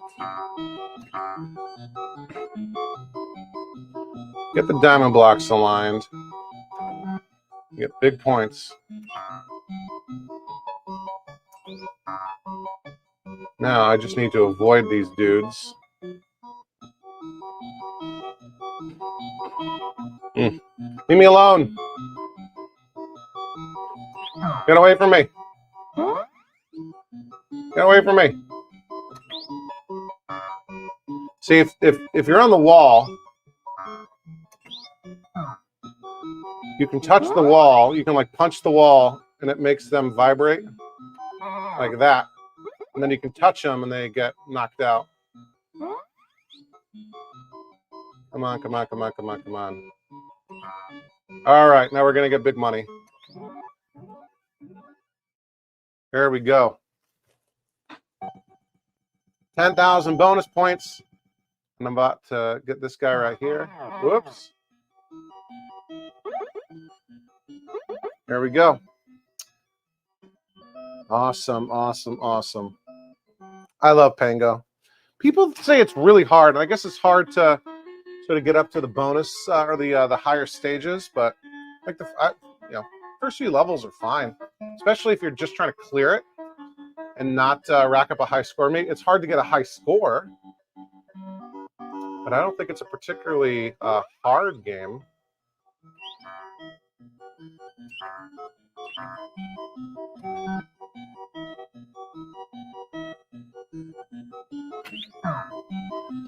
Get out of here. Get out of here. Whoa.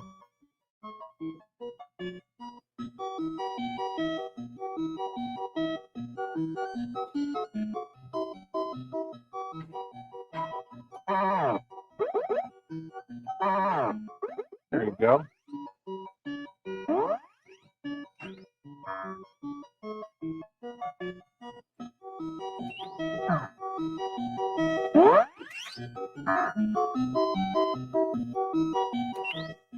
I I got 2 of them right there.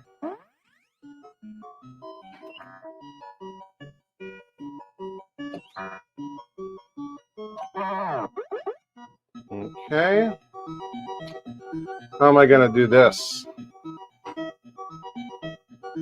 I don't think I can. Yeah, I don't think there was a way to get those 3 to line up anymore. At least not easily, so kind of ducked out of that level. We're now on round 4. 2 lives left. All right, how am I going to do this?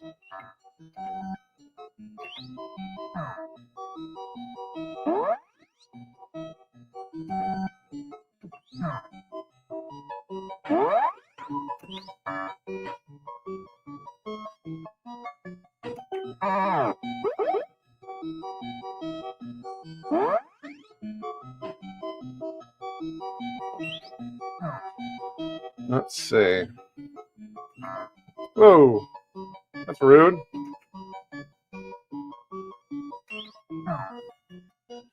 Take that. What do you think of that? Yeah, what a great year for the channel. Like I said, hit 1,000 subscribers, I think, right at the end of May. I believe, maybe it's cheating, but I got, I think my 1,000th subscriber was Liam, actually on a separate account that he had. I don't know if it was like his school account or something like that. But let's see. Is there an easy way to do this? Oh, no.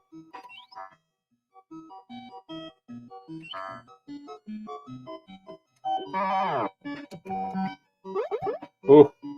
Oof. Oof. Okay. Oh, signal, I should have zagged. So yeah, we hit 1,000, and then it took about a month to get fully monetized. There's a whole process. Oh, I guess no, I didn't get a bonus life. There's a whole process that you have to go through. You know, to apply. Oh no, I'm talking when I should be paying attention. So it got monetized in July, I think, early July, and then we did that. Thank you, live stream, but yeah, it's been awesome. Now you guys are making it rain with all these donations and memberships. Oh man, I wasn't trying to die, but I feel like if I'm just talking, it's not interesting enough for you guys. There we go. But oh my goodness, we're back over here. Happy New Year, Mountain Time. If we got any Mountain Time Zone viewers here, it is now 2 a.m. on the East Coast, which means it's 1 a.m. in Chicago, and it's midnight in it's midnight in Denver. Yeah, midnight in Denver. We've got people in Denver. All right. Let's see. I'm way behind here. 15 minutes. Yeah, I got to do my Qbert control panel. Got to fix that stringer. That's really soon on the docket. Steve's offering 300 for the Qbert as is, shipped. Yeah, sold. Yeah. A little bit of Bondo, fuses, and wood glue. That's all we need to do. A little patience and tape goes a long way. Stringer got a working Virtua Fighter for free. Cabinet's falling apart, but it works. Hey, you know, Bondo. Let's see what else is going on. Stringer, so if you were worried that just because he became a channel member that Stringer Films was going to stop with the super chats, clearly you're wrong. So here he is with a $200 million super chat donation, his third of the night, in addition to becoming a channel member. Stringer Films says, but did you JB Will the studs for the joystick? That's not required for Pango. They had left the original holes, and often you'll have the original holes, there for from the control panel, because they'll put a plexiglass piece of plexi or Lexan or something over the top to cover up the old holes, and like they'll sandwich the CPO underneath it. So the way that the Pengo joystick mounts, it's a skinny Wicco. So there's 4 bolts that go through, so there's no studs. Excuse me, but I'm trying to think, does Q*bert have studs for the joystick? I don't know. We'll have to figure that out. Wayne thinks Pengo is a hard game. Charles says, happy. Yeah, Charles is in Colorado, right? As you can tell from Charles's, who is one of our newest Overtime Arcade channel members, Charles Klein. He has, if you guys know what that is, so Charles's avatar here, it's the same thing that he uses on Claude and on Facebook, is, you know, the state flag of Colorado, which is admittedly one of the coolest ones because most state flags are terrible and it's just a flippin' like the seal, right? Virginia's is cool though, because Virginia's is the only state flag and the only state seal that features both a murder scene and nudity. So the state flag of Virginia has, I think it's the goddess Victory, like Nike, with a dead king at her feet, with the crown has fallen off of the king's head, and she has got like a spear that she's stabbing with. It says "Sic semper tyrannis," which means "thus always to tyrants," right? Like, don't try to become a tyrant because we'll kill you, right? So it's a murder scene that's just happened, and her shirt, her toga, kind of, you know, has unveiled. So it's got not both sides, but one side naked, you know. So it's the only state flag with a murder scene and with nudity, full nude, well, not full nude, but, you know, nudity, right? But Colorado's got a super cool flag. And so Charles Klein's avatar is the you know, Colorado, but he's used that as like an overlay for Star Castle, right? So like the Star Castle station or whatever it is, I'm not up on Star Castle lore. It's a great game. I would love to have it instead of Armor Attack. I think it's better than Armor Attack. Anyway, you know, Cinematronics vector game. So he's like turned this the Colorado state flag into Star Castle, which is pretty cool, pretty unique. Arthur OK giving us double thumbs up, like the Fonz. Happy New Year, Arthur. Stringer confirms, yeah, Q*bert's a stud. So I'll have to go and look at what I got in the garage. So I've actually got 2 empty Q*bert cabinets. Both have their control panels. Both have been converted. One got converted to ATAX, right? ATAXX. One got converted to Twin Eagle, Twin Cobra, something like that. All the games are up. Yeah, I'm always worried about that sort of thing. I'm like, is there something I'm gonna have to fix? There isn't. So hopefully, knock on wood, at least one of those control panels still has the studs in place. And would they cut the studs off? Maybe if they had to drill through them. Yeah, I have to figure something like that out. Jeffrey Mays, another one of our newest channel members, says he lived in Northern Virginia for 18 years before he moved to Chicago. I've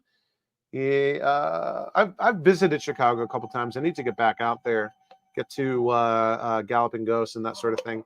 It's been probably 5 years since I've been to Chicago. Stringer says California's flag contains nudity as well. Is that because of a bear? Animal nudity doesn't count. Charles is going to make a custom overlay for his Star Castle. That would be super cool. That would be super cool. Yeah, Matt says the bear has no pants. But you know, what do you expect? All right, you guys are just blowing me away here. So what do you want? You want me to talk more about the channel? Let's see. Let me do a quick thing here. Let's look at what's going on in the arcade. So let's go back to, okay. So the last game I picked up last year in 22 was November. That was a Golden Tee that I got for free. Still don't have it working yet. Troy from Troy's Restoration sent me a bunch of boards to try out in that cabinet. Really appreciate it. Haven't gotten around to doing it yet. But this year we picked up 1, 2, 3, 4, 5, 6, 7, 8, 9, 10, 11, 12, 13, 14, 15, 16, 17, 18, 19, 20 cabinets for me, plus 2 that I picked up for other people. I picked up another Pango for Russell, who wasn't able to make it tonight. Russell's a huge supporter of the channel member also. And I picked up a empty gyrus for Cameron McCaslin, who a lot of you know, he's been on the podcast before. So pick up 20 cabinets. And I'll just, you know, you guys know all of these. None of these are secret anymore. I don't have any secret cabinets. I haven't really shown my second Robotron that I got last year, but you guys have seen Robotron before, and I've mentioned it. So the games I got this year were NBA Jam.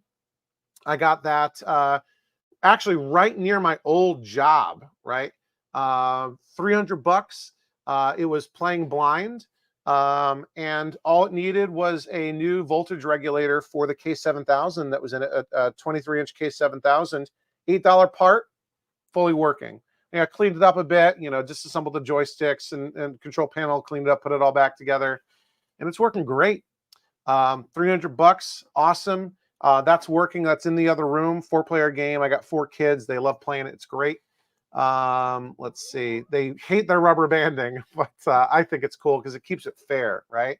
My daughter, and it's not fair because my 2 older kids will play against the 2 younger kids, and my daughter is one of the 2 younger ones, and she likes playing the Shaq, and she just like once they're down by 80 points, Shaq is making full court threes every time she shoots it, and she loves it, right? So yeah, that was a pretty easy fix. Then I got and that was my only pickup in January.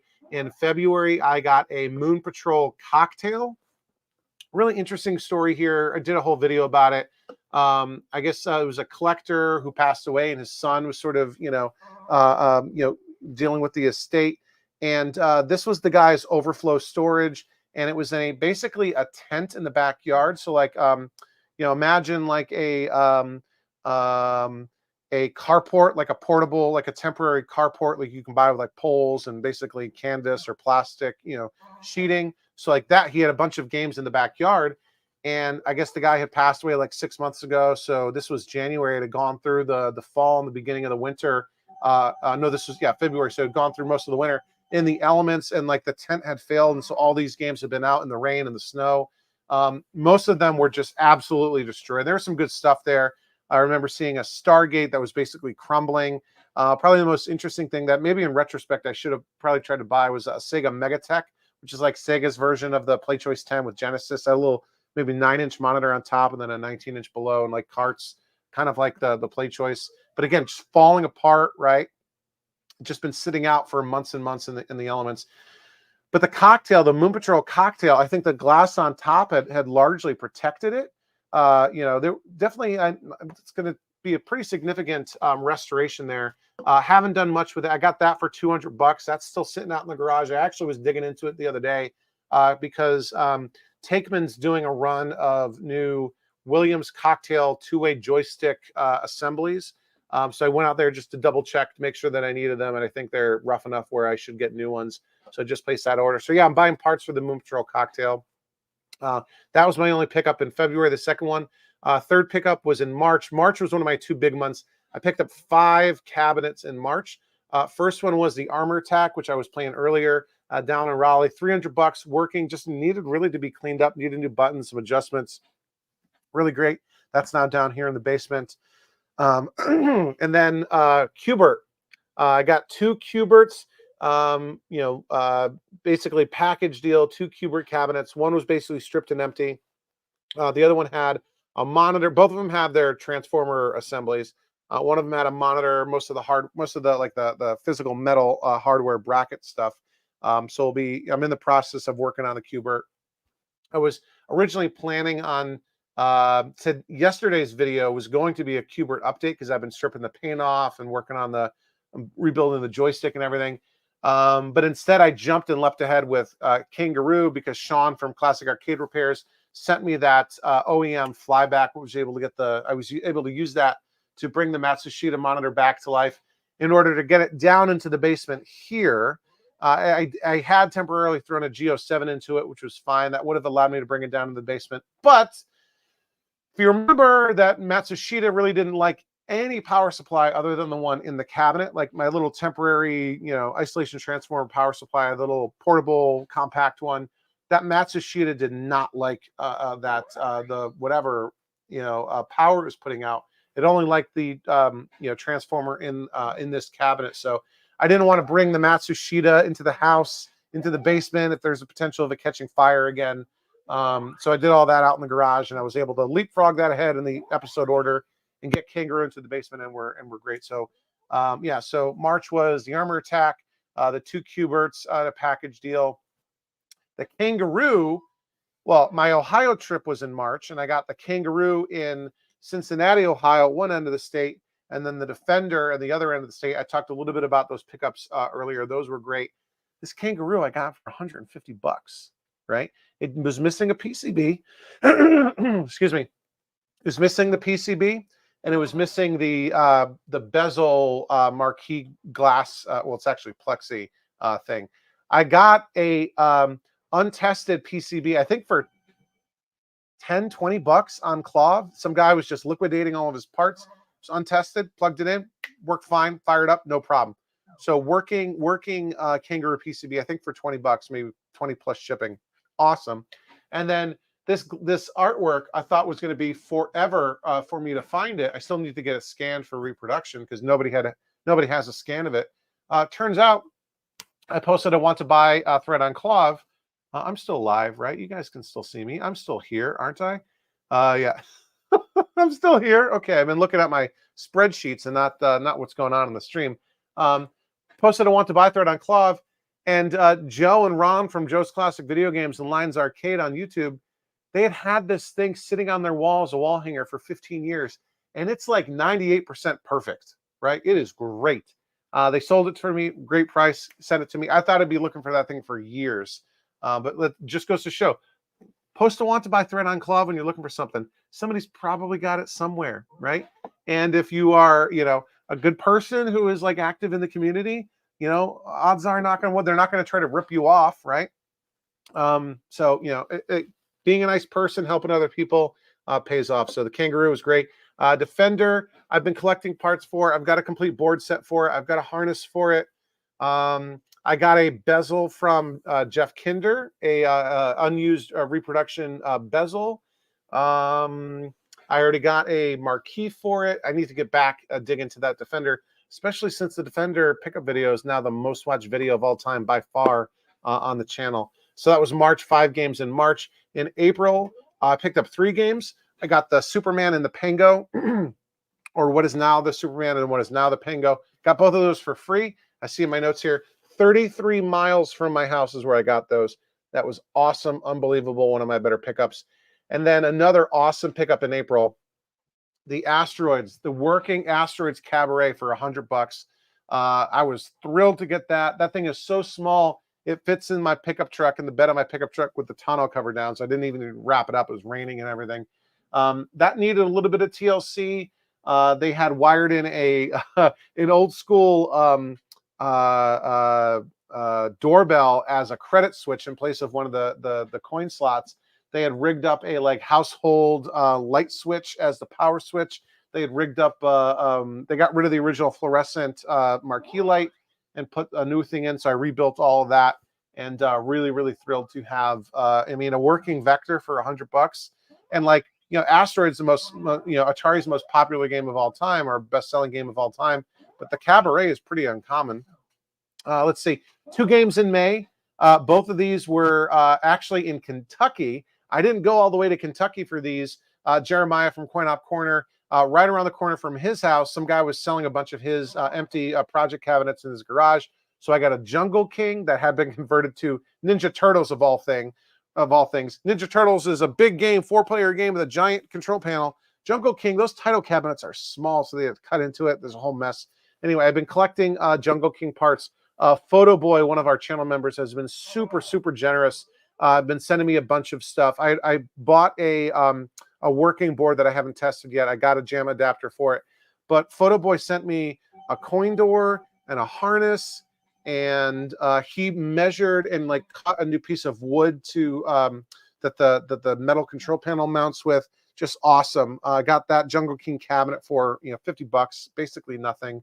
And I got a second Joust cabinet, and that's from that same seller. So we did that video where because I picked up a 100-year-old claw machine in Pennsylvania for Jeremiah. We kind of met in the middle in West Virginia at Creamy Corner, a little roadside ice cream place, and swapped those cabinets. I took those 2, the Jungle King and the empty Joust. So I've got a second empty Joust cabinet out in the garage in the Jungle King, and he got the claw. Let's see, 2 games in June. And like, you guys are probably like, oh, wait, but these are all out of order. I'm reading it to you in the order that I picked these things up, not necessarily in the order that I did pickup videos. So the first game that I got in June, I bought it from Dell. I picked it up at Jeff Kinder's house. Our other buddy, Gibby, drove it up from, he lives in a different part of Virginia. He drove it up to Jeff's house for a party that Jeff was having in June.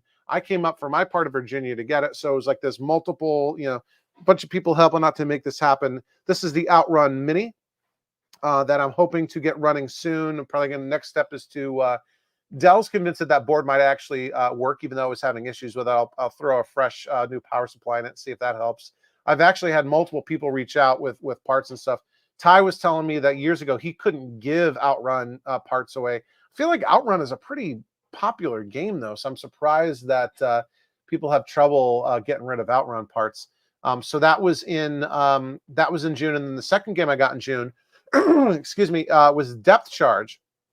That was one that my buddy Mark helped me get that one. He's the one building. I'm wearing his T-shirt. He's the one building the back to the. He already owns the store. Him and his wife, Danny. Yeah. They own Back to the Media in Winchester, Virginia. It's a used game and music, like records and comics. They're building an arcade in their back room. Anyway, this is going to be, I keep meaning to make this video on how I get all these amazing deals. One of my tricks, right? One of my tricks is I've got a friend, Mark, who is buying games for his business, right? And so he has like a bunch of different places. I want to buy, he runs ads to say, hey, I want to buy your pinball machine. I want to buy your arcade machine. And he has people that, respond to his ad and say, hey, I got a Pac-Man. I'll sell it to you for $200, right? Whatever, right? And so he's got a garage full of projects that he's working on.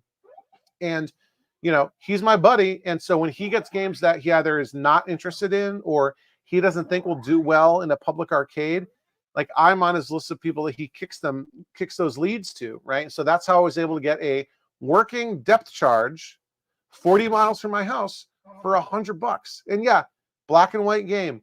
Yeah, Bronze Age game. So if that's not your thing, that's totally okay. Depth Charge is super fun. It's probably one of the best Bronze Age games I've ever played. I'm thrilled to have it. That should be down here in the basement because this past week I with Russell's help, I recapped the monitor and got that all working. The monitor's working great now. And I thought that was going to be the end of the project. I've got some new buttons to throw into it because the buttons aren't correct. But then Galloping Ghost releases on their website, Galloping Ghost Restorations. They're doing, the arcade, Doc Mac. They're doing a reproduction artwork now. So another major repro artwork house. They've now got the everything I need for the Depth Charge. They've got new side art, which I need. They've got a new CPO. I could kind of live with the current CPO, but if I'm going to do it, I'll do it all the way. And a new kick plate. I've got a marquee. They don't do the marquee, but you can get marquees elsewhere. So I'll refresh the art on Depth Charge, and then it'll be ready to come down to the basement. I'll probably stick it here next to Carnival and Pango. Maybe this will be a Sega wall. I'll move the do and run somewhere else. Cocktails are always awkward to find places to put them. So that was June, Outrun and Depth Charge. July was my other awesome five pickup month, right? So really quick, another one that Mark helped me get the lead, a Carnival that was playing blind for $100, and it was really easy to fix that G07. So that Carnival's right here, awesome. Future Spy, I won that at auction. It was the first ever game that I bought at auction. I think I spent with fees and everything, it was $159. But that game doesn't work at all. We'll have to get that back to life. But what an interesting game and cabinet. And then 2 more games I got for free while I was up in Connecticut visiting my parents. I think this was in Groton, Connecticut, which is where the naval submarine base is. So I think maybe they were getting transferred to something, a husband and wife. And I got a working Sly Spy, dedicated Sly Spy for free, and a Leland quarterback that had been converted to Ms. Pac-Man of all things. Both of those for free, which was amazing. And I've actually decided that I'm going to convert the quarterback back to a quarterback, even though that's not a great game. I think feel like it's just like with Kangaroo. I don't love Kangaroo, but I feel like these games are worth bringing back to life. So I've got everything I need now, minus maybe the artwork, but that might be under the black paint to bring quarterback back to life with a board and a harness and a control panel. and that sort of thing. And then the Do Run Run that I got here, I got it because I was interested in I still want to get a Dig Dug, and the cocktail version of Dig Dug is pretty uncommon. And my original plan was to buy this and convert it back to Dig Dug, but I've become so enamored by Do Run Run, and it's not a very common game, that I think I'll leave this as a Do Run Run, at least for the time being, and maybe find a an Upright or a Cabaret or a Irish Dig Dug and go with that. And that was July, so 5 games in July, and then that's 19, so just one more. So nothing in August, nothing in September. And then I got the Frogger in October from that Division III college football frat house in Pennsylvania. That was the Caliber 50, where he talked about that pickup. And then nothing in November and nothing in December. There is still one game that I'm still got a long game running with the seller for something that I want. I talked a little bit about this on the podcast, so maybe I'm going to wait another week or two and reach back out to the seller, because I think we're kind of aligned. We're just maybe $100, maybe $200 off on price. So that might be a pickup, and that'll be a very interesting thing. I doubt a lot of people probably never heard of this game. And I think it'll be really interesting. It's not even the normal cabinet that it comes in, or not the normal version of the game. Anyway, so that was the 20 games that I added to my collection this year. I'm sure I'm way behind on everything. Oh my goodness. Oh my gosh, what's going on here? Let's see. Angelina says, I need a Battle Zone. Yeah, Battle Zone would be cool. I just saw Cameron McCaslin has a Cabaret Battle Zone, which is kind of neat. But like, you got to go with the real Battle Zone with the what are the coin rejects call it? And I got some coin reject stickers here somewhere, because I just got. Let me show you guys something. This is what I'm going to be watching tomorrow.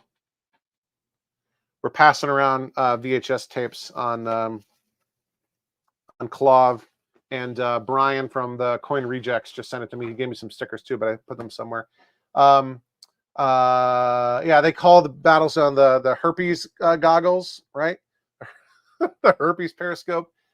Full size or Cabaret? I think you got to go with the full size. I mean, you need the experience for Battle Zone. I'm way behind on chat. Stringer asks, are you running Tournament Edition or regular Jam? I'm running a regular Jam because I want Shaq. I like having Shaq. Stringer Films wants me to send him a Cubert control panel. We'll have to see about that. Jeffrey Mace signed off. Happy New Year. Charles Klein is, yeah, I guess Charles was saying I'm still here. Let's see. Yeah, Angela, I know you've got an Asteroids Cabaret too. Stringer's Moon Patrol was converted to Kadash. The bezel was the only thing salvageable. Papa Sean 69. What's going on? I think Papa Sean 69 is also in Canada. I think he was saying something like that. We got so many Canadians here. It's awesome. Asthmatic was asking. I think Asthmatic may have triggered a religious war in the live chat that I'm just sort of getting back into 5 minutes afterwards. He asked, or he or she asked, I'm not sure, who makes the best side art? And so Stringer said Joe Zabo. Looking down here, Phoenix, or Stringer said Phoenix. Wayne said Tog. We had a whole conversation about this the other day on the members only Discord. And I've bought from everybody. And I will buy from everybody except for one place that I did some test buys with, and I can print it better myself. But overall, it's kind of like the old adage, right? Cheap, fast, and good. Pick two, right? So if you want cheap and good, but not fast, that's this old game, right? Rich and Kendra, they make great stuff, but you're going to wait for it, right? This is not fast food.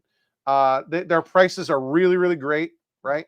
But you're going to be waiting for it, right? I've got this old game stuff on my Pango, like everything except the marquee's original is an original marquee. All the other artwork on Pengo is from this old game. What else is this old game? My Joust control panel overlay is this old game. And I have several orders from this old game that I'm still waiting on, but I'm a patient man. I think that's it from this old game. So this old game is cheap and good, but not fast. Fast and good, but not cheap is Phoenix Arcade. He's not super expensive. Darren makes great stuff. I've got my Donkey Kong side art is from Phoenix, and it's awesome. And he's fast and he's good. Not the cheapest though, right? But it's not super expensive.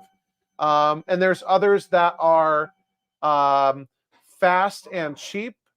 And I wouldn't say that they're not. It's not that they're not good. It's that they're not as painstakingly accurate to the original, right? So those are the ones that basically are the inkjet printers, right? And some others. You're not getting like silk screen, right?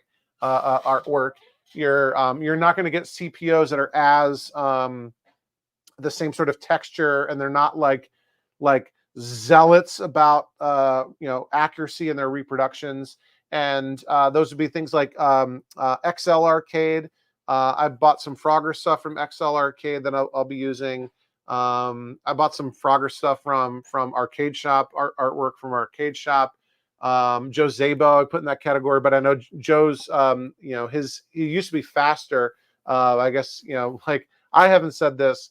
Stringer says, well, yeah, Tog is slower than Zabo, but others were saying that Zabo isn't as fast as he used to be, probably because he got popular, right?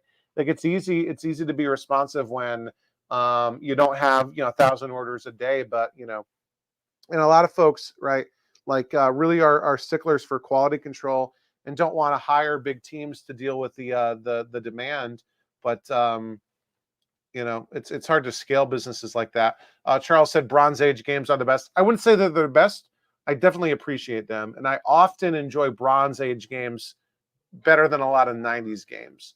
There are 90s games that I like, don't get me wrong. I love NBA Jam. I'd love to have a Mortal Kombat 2 one day. But I'd probably go for another Bronze Age game or two. Like I'd love to get Breakout. I'd love to get a Atari Pong. I think Charles, you have an Atari Pong, don't you? There's other Bronze Age games that I would want. Let's see. Like ones that I'll never get, like Fire Truck, right? Night Driver, things like that. Yeah, we've got a lot of religious war going on here with repro artwork. Stringer says, I keep forgetting to cancel my TOG order I placed in late 2022, but you're probably less than a year away from getting it now. Like my Mispack stencils. I mean, I got another stencil set that I'll use, but yeah, the super huge boxes. I have a box of VHS tapes. I don't know if I have any of the super huge ones. Oh, Arcade Maze is asking for a Hollywood Zap review. Maybe I'll do a short video. I'll do a 60-second review of Hollywood Zap. I'm very interested to see how Zaxxon is integrated into this thing. Stringer's going to be burning rewind ROMs for Jam. Okay. Yeah, I wouldn't mind having Jordan. That'd be cool. Let's see. Awesome. Okay. All right.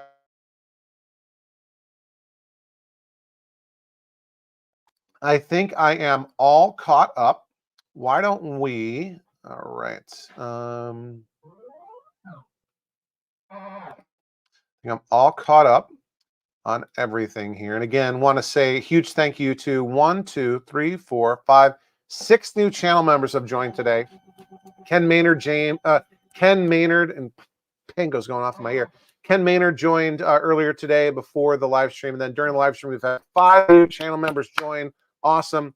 James V833, Stringer Films, DJ Three Stripes, Charles Klein, and Jeffrey Mays.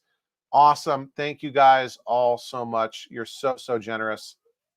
What do we want to do now? Should we play a game or two? Should we what do you guys want to see me play? So we still have 25 people here. We're still going strong. Maybe we will, my goodness, maybe we will go to 3 a.m. just so that we can ring in the new year on the West Coast and then call it a night. So what game do you all want to see me play? Oh, we just got a bunch of new subscribers too. All right. Who wants what game? Chime right in. Any requests? Anybody still out there? Oh, Stringer's got to go to bed. He works in 6 hours. Well, Stringer, thank you. Thank you for all the super chats, Matt. Thank you for becoming a channel member. I'm sure you'll have a lot of fun in the Discord and the live stream that we do, all that sort of stuff. Happy New Year, Stringer Films. Joystick Rick Sherrill. Joystick Rick, let's go play some Robotron. You were the first one to respond. You've been around for quite a while. I think you were kind of quiet for a little bit in the middle of the year. I was worried about you, buddy. I hope everything's been okay. Glad you're around. You know, life happens, right? We all have lives and things going on, and whether it's work or family or whatever, all that stuff has to come first before any of this silly stuff like playing video games. So this Robotron over here, ooh, I smell the popcorn again. This Robotron over here, I love this game. There are many days where Robotron is my favorite game. And this was a great pickup. I've told this story before. I got this Robotron in New Jersey, and I picked it up at a, like, not a nursery, but like a place that sells outdoor, like, garden decoration furniture type of stuff, like bird baths and that sort of thing. And husband and wife owned this shop, and apparently they owned a arcade on the Jersey Shore back in the 80s. And when that closed down, the only game that they kept was Robotron because it was their favorite, and had been sitting in a barn at this, you know, outdoor furniture, whatever, shop for a couple of decades at least. And I got it, and it was totally complete. Didn't work at all. Had to rebuild the 4900. I did. This was before I had the channel. I replaced every single header and connector on the harness with brand new Trifurcons. And I had to, what else did I have to do? I had to rebuild I recapped all the boards, the power board and the soundboard. And the sound has been something I've had to deal with a couple of times. The RAM has died on it, the PIA has died on it, and the MPU has died on it, like basically the CPU. Most recently, the PIA died. And so essentially what happens when those things happen is either you lose sound completely or you get the wrong sound at wrong times or whatever. Another interesting thing, and this was a pretty light restore cosmetically. I didn't really do much. Probably should strip and repaint the coin doors. Another interesting thing about this cabinet is I've got a weird control panel overlay. So this is not a Willis. This is not a bootleg. This is a legit, my hypothesis is, this is a legit Williams control panel overlay that was screwed up at the factory. And I've seen maybe a half a dozen other cabinets like this out there where it looks like a couple of the, it's a silkscreen CPO, that a couple of the layers were missing. Like the red is missing entirely. There is some white. I think it had multiple layers of white. Like it doesn't say Robotron. It doesn't have any of the red coloration. It doesn't have the Williams copyright logo on it. And I think it was just screwed up at the factory, and either maybe, QA, QC wasn't paying attention or whatever, or didn't care, right? Because they were trying to ship these things out as quickly as possible. And so they're, like, whatever, send it, full send. So interesting little thing that makes my Robotron a bit unique. But without further ado, it plays great now. I mean, I'm jinxing myself by saying that. I think, like I said, the PIA recently died. I have new grommets. I still have the original grommets in here. Probably soon. I've got Andrew B's reproduction grommets from Clov that I think soon I'll need to swap those new ones in because the sticks are starting to get a little bit sloppy. So here we go, coining up. And it's working. Yeah, so many days, Robotron is my favorite game. Every once in a while, I'll feel like Tempest is my favorite game, or Donkey Kong. But I think in terms of just like pure frenetic, ooh, I still got a, oh, nope, he's dead. In terms of pure twitchy, frenetic arcade action, like how can you beat Robotron? It's awesome. Whoa, speaking of which, got to pay attention. There we go. And guys, I am not, see, I am not a world-class player at any of these games. See, that's what I'm talking about, especially when I'm talking. So don't take this as any kind of instructional stuff for how to play these games. You know, this is not a how to win. Oh my gosh, I might have to put a second credit in this one. I'm embarrassing myself. This is not how to win at Robotron by any stretch. I'll show you how to fix it if you need it, but not how to get a high score. Though I've done okay in this game. I think, you know, it's really considered. Come on. Oof. Good scores are in the millions.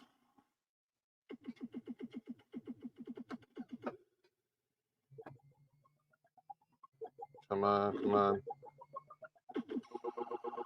Yeah, all right. And I will not be hitting a million anytime today. I think my best is like 400,000, maybe 600,000, something like that. Maybe I will put another credit on this just because I enjoy Robotron so much. Yep. I'm gonna put another quarter in. I can't not even hit 100,000. I won't put my initials in because it won't save, because it only saves the top 5 for any unique set of initials. Yeah, I need to put new grommets in.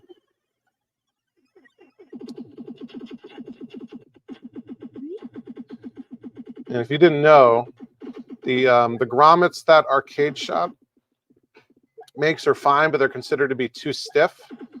So if you need new grommets for your Robotron, you want to get them from Andrew B on Clove. He wasn't the first person to make them this way, but he's the one that makes them. Oh, he's the one that makes them now. He's known more for fixing 6100s and Atari Vector cabinets, or Atari Vector boards, Tempest and Space Duel and that sort of stuff.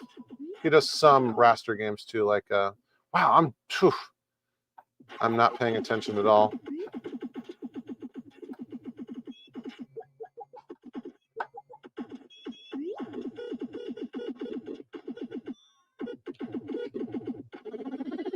Okay. Yeah, I met Andrew B at Jeff Kinder's party too. First and only time I think I've met Andrew in person.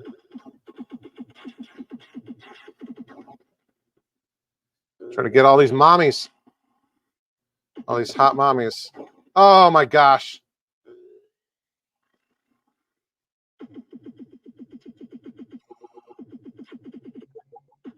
Oh no.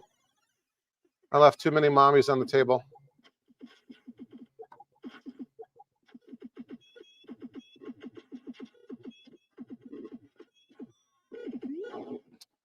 Oh, I still have one more. Okay.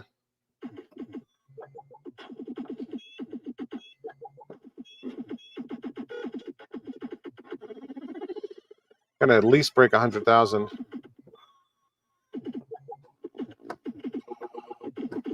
There we go.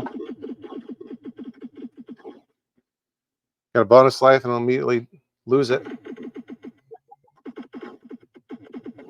And that's it. Well, 109,000. Not terrible. I mean, pretty bad, but relatively speaking, right? Relatively speaking, not terrible. All right. Yeah, Iceman69 also wanted Robotron, so I'm glad I was able to make that happen. Joystick Rick, I was worried about him. He says he's doing good, just been busy at work. Thanks for asking. Awesome. Papa Sean says not Kangaroo. So the games that we have in the lineup right here, excuse me, currently are Asteroids Cabaret, Robotron, Armor Attack, Tempest, Joust, Donkey Kong, Pango, Carnival, Kangaroo, Do Run Run, and Donkey Kong Jr. So far this evening, we've played Robotron, we've played Armor Attack, we've played Pango, we've played Do Run Run.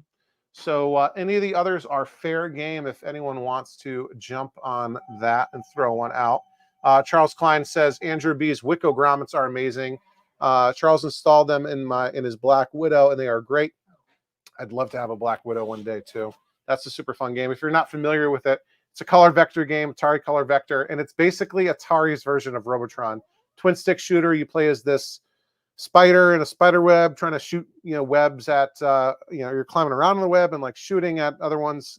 Basically it's Robotron, but with bugs on a vector. Yeah, and like Charles also makes reproduction parts. Charles makes harnesses, and I think they're the best, right? So there's several people that make good harnesses. I think what sets Charles apart is he has the same kind of OCD that I do and others do, where he cares so much that he goes out of his way to source wire that is the exact right color and everything, right? If it's like, if it was, a white wire with a green stripe, he's going to get you a white wire with a green stripe for that thing. So I really appreciate Charles's attention to detail. Charles also makes 6100 low voltage boards. So really recommend Charles's stuff. Asthmatic asked, how much did I pay for it for the Robotron? That was the most, I will share that. That is the game that I spent the most on. I spent $950 on it, but that was early in my collecting career. I was not the whiz when it comes to scoring great deals. That is the most I've ever spent on a game. But it was complete, and there was a lot of demand for it. And yeah. And then I got a second one. The other Robotron I got in 2022, my second one that's still sitting in the garage. I got that one for $200. It's got a working 4900. It's been converted though and jammatized, but I've got like a second Robotron board that I can use it to convert back. Yes, Dell, I'm still on. This has been an awesome live stream so far. People have been so generous with the super chats. People have been so generous with joining. We've gotten 6 new channel members today, including 5 live during the live stream. And we've got, let's see, still got 23 people here. So I'm going to keep going as long as people are still interested, still watching. I did, in order to do the wireless mic setup, I had to unplug the power on my laptop. It's complicated. The thing plugs in with USB-C, and it's so wide that it covers all the other ports. But that microphone receiver doesn't work when I plug it into a dongle. Whatever. So I'm down to 22% battery on my laptop. So we'll be signing off before the laptop dies. I think I will go right to 3 a.m. and then call it a night, because I think my wife has some honey-do list things for me to do around the house tomorrow. Angelina signed off a minute ago saying good night, Charlie. Good night, Angelina. Happy New Year if you see this later. Dell had to leave to celebrate New Year's Eve, but now he's back. Dell's also a bit of a night owl. Here's to bigger and better things in the new year. Dell also likes Andrew B's grommets. Yeah, definitely a good dude. Oh, you missed Do Run. Sorry, Papa Sean. We'll play some more, maybe some other time. Let's see. Any other games that people want to see of the ones that we haven't played? So let's see. Kangaroo, Carnival, Donkey Kong, Joust, Tempest, Asteroids, or Donkey Kong Jr. Any requests for any of those?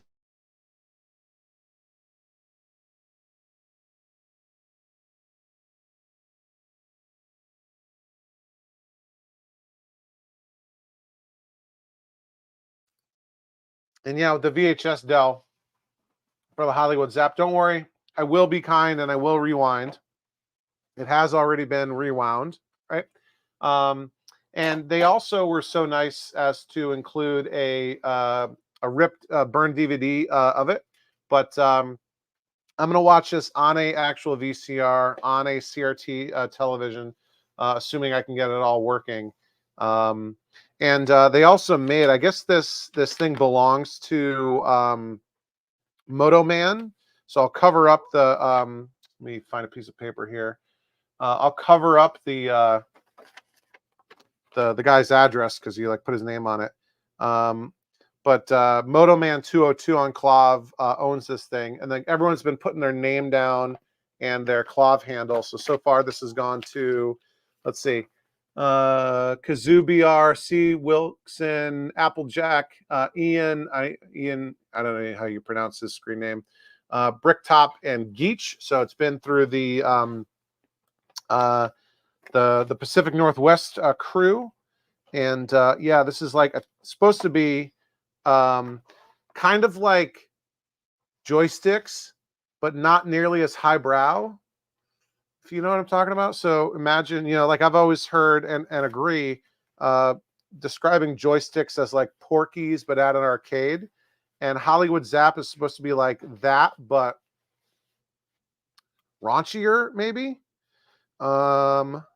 It's made by Troma Films, if you're familiar with that. It's that's the company that made I think their best known movie is The Toxic Avenger. Sorry, it's late. But I guess, and it was released, wow, in '86. That's late. I guess Sega officially worked with them, and like Sega got product placement in the movie, and like Zaxxon features prominently. And Zaxxon is what, 81? So 5 years later, Sega was pushing Zaxxon. It doesn't add up to me. Anyway, all right. So let's see. Papa Sean 69 wants Donkey Kong Jr. So let me try to turn it on real quick.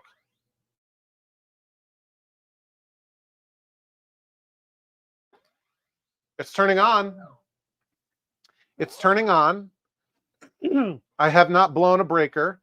The popcorn machine, I mean, the heater's not on, but the popcorn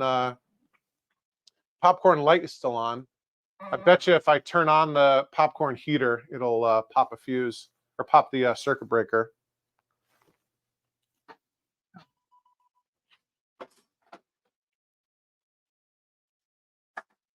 I'll have to eat that popcorn tomorrow. All right. Ugh.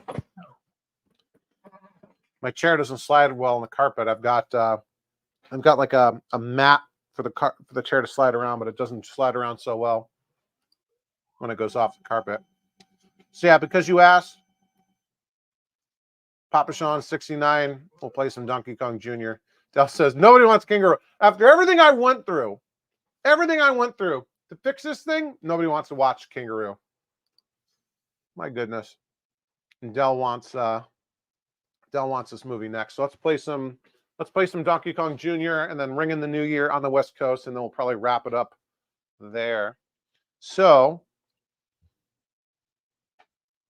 you folks have probably heard me tell this story before too, but Donkey Kong Jr. was the second game I ever bought. Whoops. I got this from Lloyd at Coin Op Amusements, which doesn't really exist anymore, and at least not in the same. Like Lloyd is kind of like semi-retired now, and focus more on like music and stuff. But the first game I got was my Centipede. I got that from DJ DNS, and that was technically working. It just needed a little bit of TLC. This was the first game I ever bought that was totally dead, and I brought it back to life. Didn't have a monitor. The power cord was cut. The power supply was not working. And that rush that I got when this thing sprang to life the first time because of the work that I did to make it work, that's just a high that you end up, in this hobby that you end up chasing, all the time. So let's play some Junior. And I think this is probably the next game that's going to leave this lineup. And it's not because I don't like this game. I think this will work well at my office. So I think I'm going to move Donkey Kong Jr. To the break room at my office, along with my Class of '81 is there right now, which is great because that's, Ms. Pac-Man and Galaga in a single cabinet. And yeah, I think this will work great there too. I got one of Braze's free play kits. It's also a high score save kit. Come on down here. I knew that was going to happen. It's okay though. So I'll be able to put this on free play, a good version of free play. And we'll be in good shape.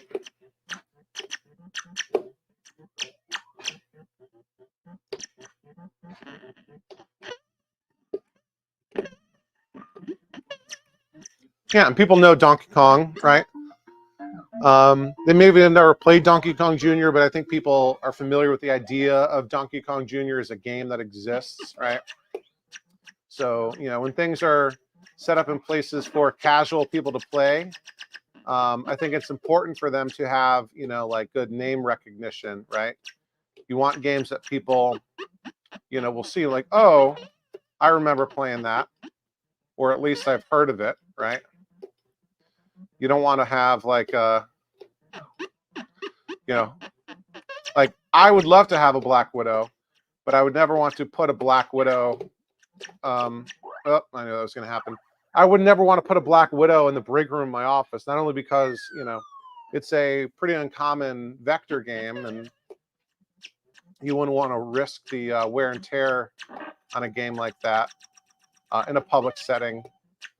But like, you know, your average person out there has never heard of Black Widow, right? Unless they really have, you know, strong memories of living that back in the day. Like everyone's heard of Donkey Kong because of Mario.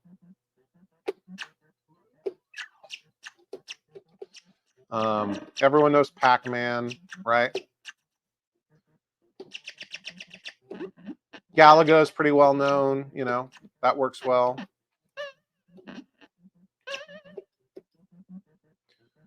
So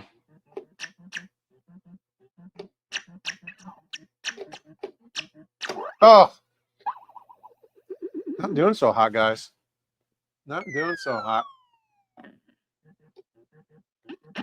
Just like with you know, the original Donkey Kong, I kind of gauge how well I'm doing. Like if I can get to the Pie Factory, in my mind, I'm like, okay, I'm having a decent game. I think Donkey Kong Jr. is harder. And but similarly, like in my mind, I'm having a good game when I can get to Mario's hideout. And remember, Mario's the bad guy, which my kids always think is hilarious. They're like, how can Mario be the bad guy? He's supposed to be the hero.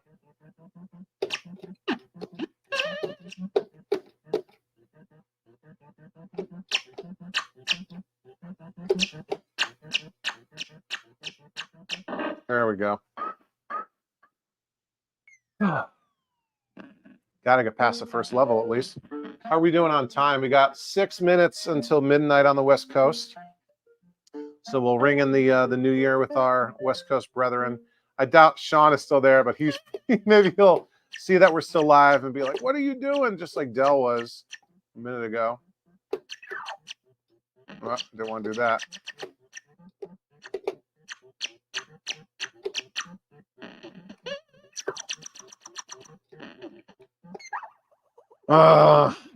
My finger slipped. You know, these Nintendo cocktails, the control panel. I mean, everyone knows this, right? The control panel is so awkwardly positioned. You know, it's like the joystick kind of sticks out. So it's in a weird angle. I don't know. And then I got the camera in the way. That was almost a disaster.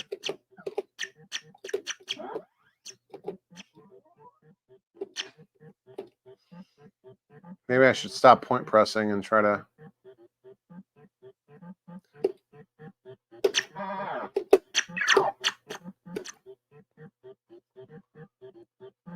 I can be trapped right here, which I don't like that. Nope. Nope. Sorry, guys. I blew it. That's why I'm not a pro streamer. I am not a pro gamer by any stretch. I'm a rank amateur when it comes to that sort of thing. All right, we got 5 minutes left. We got 5 minutes left here. James V833, one of our newest channel members, says, "Got to run and wake my kids with a countdown. It was fun hanging out with y'all. Happy New Year." Happy New Year to you, James. All right. Yeah, the sideways controls, Dell. They'll get you. They will get you. Let's see. All right. 4 minutes left. I'm going to start a game on Kangaroo just out of spite. Just out of spite, because you guys don't want it. You guys don't want Kangaroo, so I worked so hard on this. And see what I was talking about? The excuse me. The DeGauss issue down there in the lower left-hand corner. It's gonna drive me nuts. But I like nothing I do works right on that. The DeGauss, coil in the cabinet is like I can hear it energizing. It just I use my manual degaussing wand, like the good one, the sort of excuse me, the big ring, and it goes away, but then it comes back like 2 minutes later. It happens when the monitor is outside of the cabinet, so it's not something in the cabinet that's doing it. I don't know if the frame has become magnetized or what, but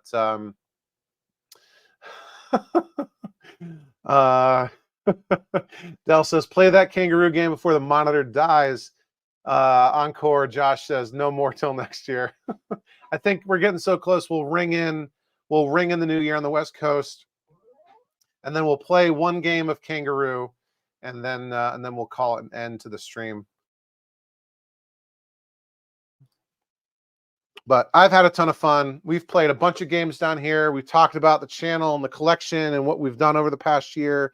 Next year, basically I'm going to keep working on the projects that I've got. Tell a little bit more. I'll try to do better about doing shorts, most weeks during the middle of the week, in addition to the long repair and restoration videos on Sundays.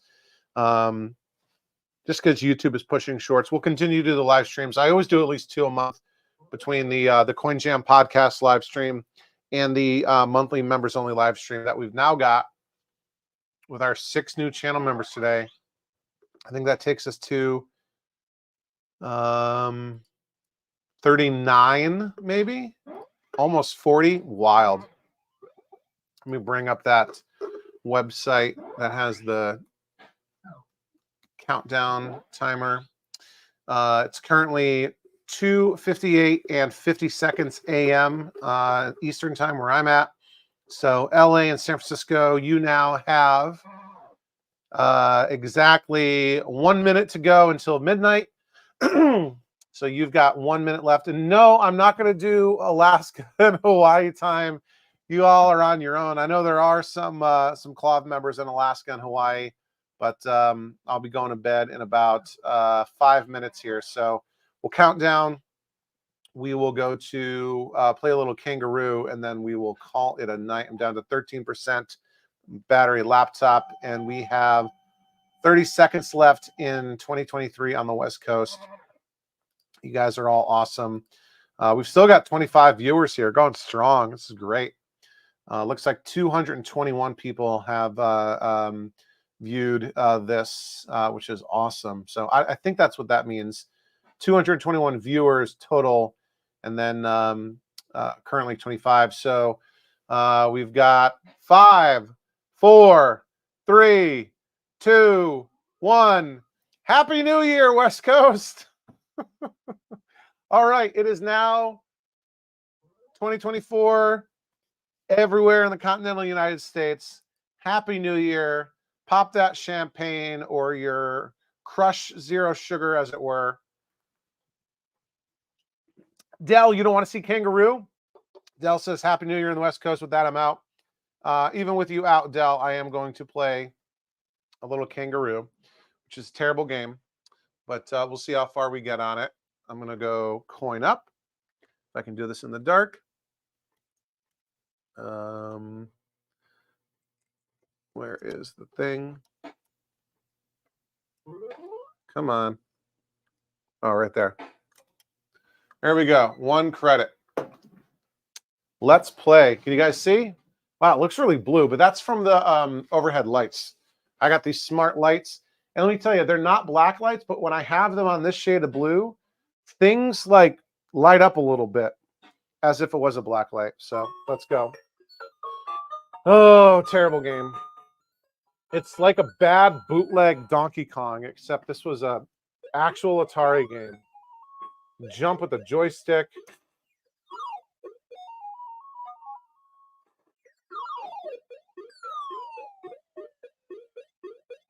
No. Nope. Terrible. So those monkeys can go places where you can't hit them. Darn monkeys.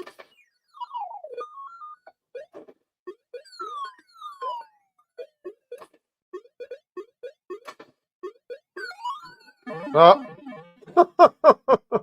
Dell, if you left, you're not missing much. I might have to put another credit on this just because I can't not clear the first board.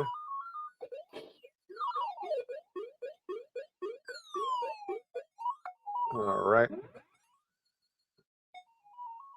Controls are terrible. Animation is awful. The graphics are bad.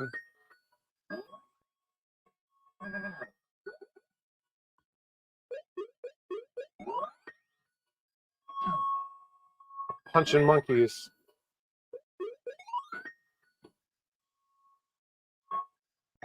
There we go. Maybe I won't put another credit on. Level design is dumb. I don't know what the lore is, but I can't imagine the lore is very good. Mama Kangaroo.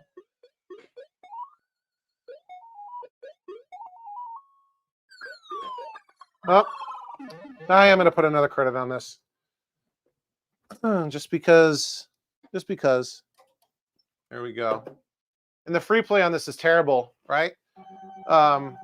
There is free play, but it puts it on the sort of start screen. It doesn't do it like disables subtract mode, which is dumb. The Atari engineers hated this game because it was licensed from Sun, you know, and Sun did make some good games later, especially like they made Blaster Master on the NES. They made some good NES games. Batman they made.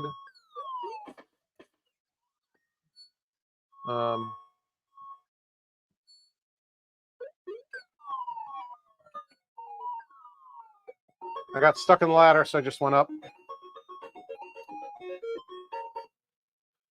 All right. And they made Arabian. I think Arabian is better than Kangaroo, but it's just my opinion. Jeff Kinder has a nice Arabian and oh no, I wasn't going to avoid that. He's got a nice Arabian and Kangaroo right next to each other. The Sun Sisters. He's got the upright, the sort of, you know, more traditional. Nope. And I don't think there's a way to gauge, like, looking at when the monkey is winding up to know if they're gonna, like, is there a tell to know if they're gonna go high or low?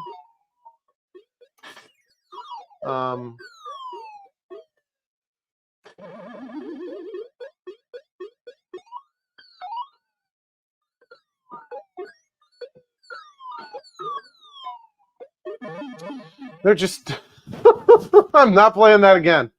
Not doing it. It ain't happening. Anyway, he's got those Sun Sisters, the two Sun games. But this is a little bit unusual in that it's an Irish-made cabinet. So this is an Irish cabinet. All right, I'm getting my low battery warning. Let me come back here real quick.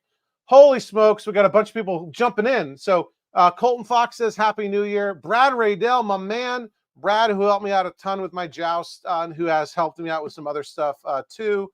Colton Fox, love from Australia. How's it going down under? You guys have you're on January 2nd already, aren't you? Encore says Happy New Year. Delusional says even the intro shows you falling down a gap. Yeah, I know. Jump detection is horrible. The game knows. Anyway, sorry you guys are jumping in late. I got to run. My laptop's about to die. We've been doing over 3 hours. No, almost 3 hours. We started at 12:15. So played a bunch of games. Had a lot of fun. Made some popcorn on the popcorn machine that Sean bought for me. Charles Klein, this has been a lot of fun. Thanks so much. Thanks for becoming a channel member. Let's see. We had super chats from Stringer Films, Jerry Voluptuous, Ezekiel, the Chicago Retro Ranger, multiple from Stringer, Delusionals Arcade, Sean Crookshank, Jeff M, Mosaic, Steve Catru, or Steve Lady, Catru 311, DJ 3 Stripes, Wayne, and another one from Stringer. And we had new channel memberships from Charles Klein, James V833, Jeffrey Mays, Stringer Films, and DJ 3 Stripes. You guys are all so awesome. Thank you so much. Papa Sean, Joystick Rick, everybody. This has been amazing. I'm going to try to sign off here. Guys, this has been our New Year's live stream. We'll do this again January 1st, 2025, God willing. This has also been day 12 of the 12 Days of Arcademas. I did a new piece of content every day for 12 straight days, ending here. This is the 12th one. So if you missed any of it, there's a playlist. Go back, watch as much as you want. And yeah, this has been great. Joystick Rick Sherrill says, thanks for working so hard to entertain us. USA, thank you, Rick. Arcade Maze says, good night and Happy New Year. So yeah, I'm going to end it here. Happy New Year, everybody. Thanks for all the support. You've been watching Overtime Arcade. I'm Charlie. I'll see you next time.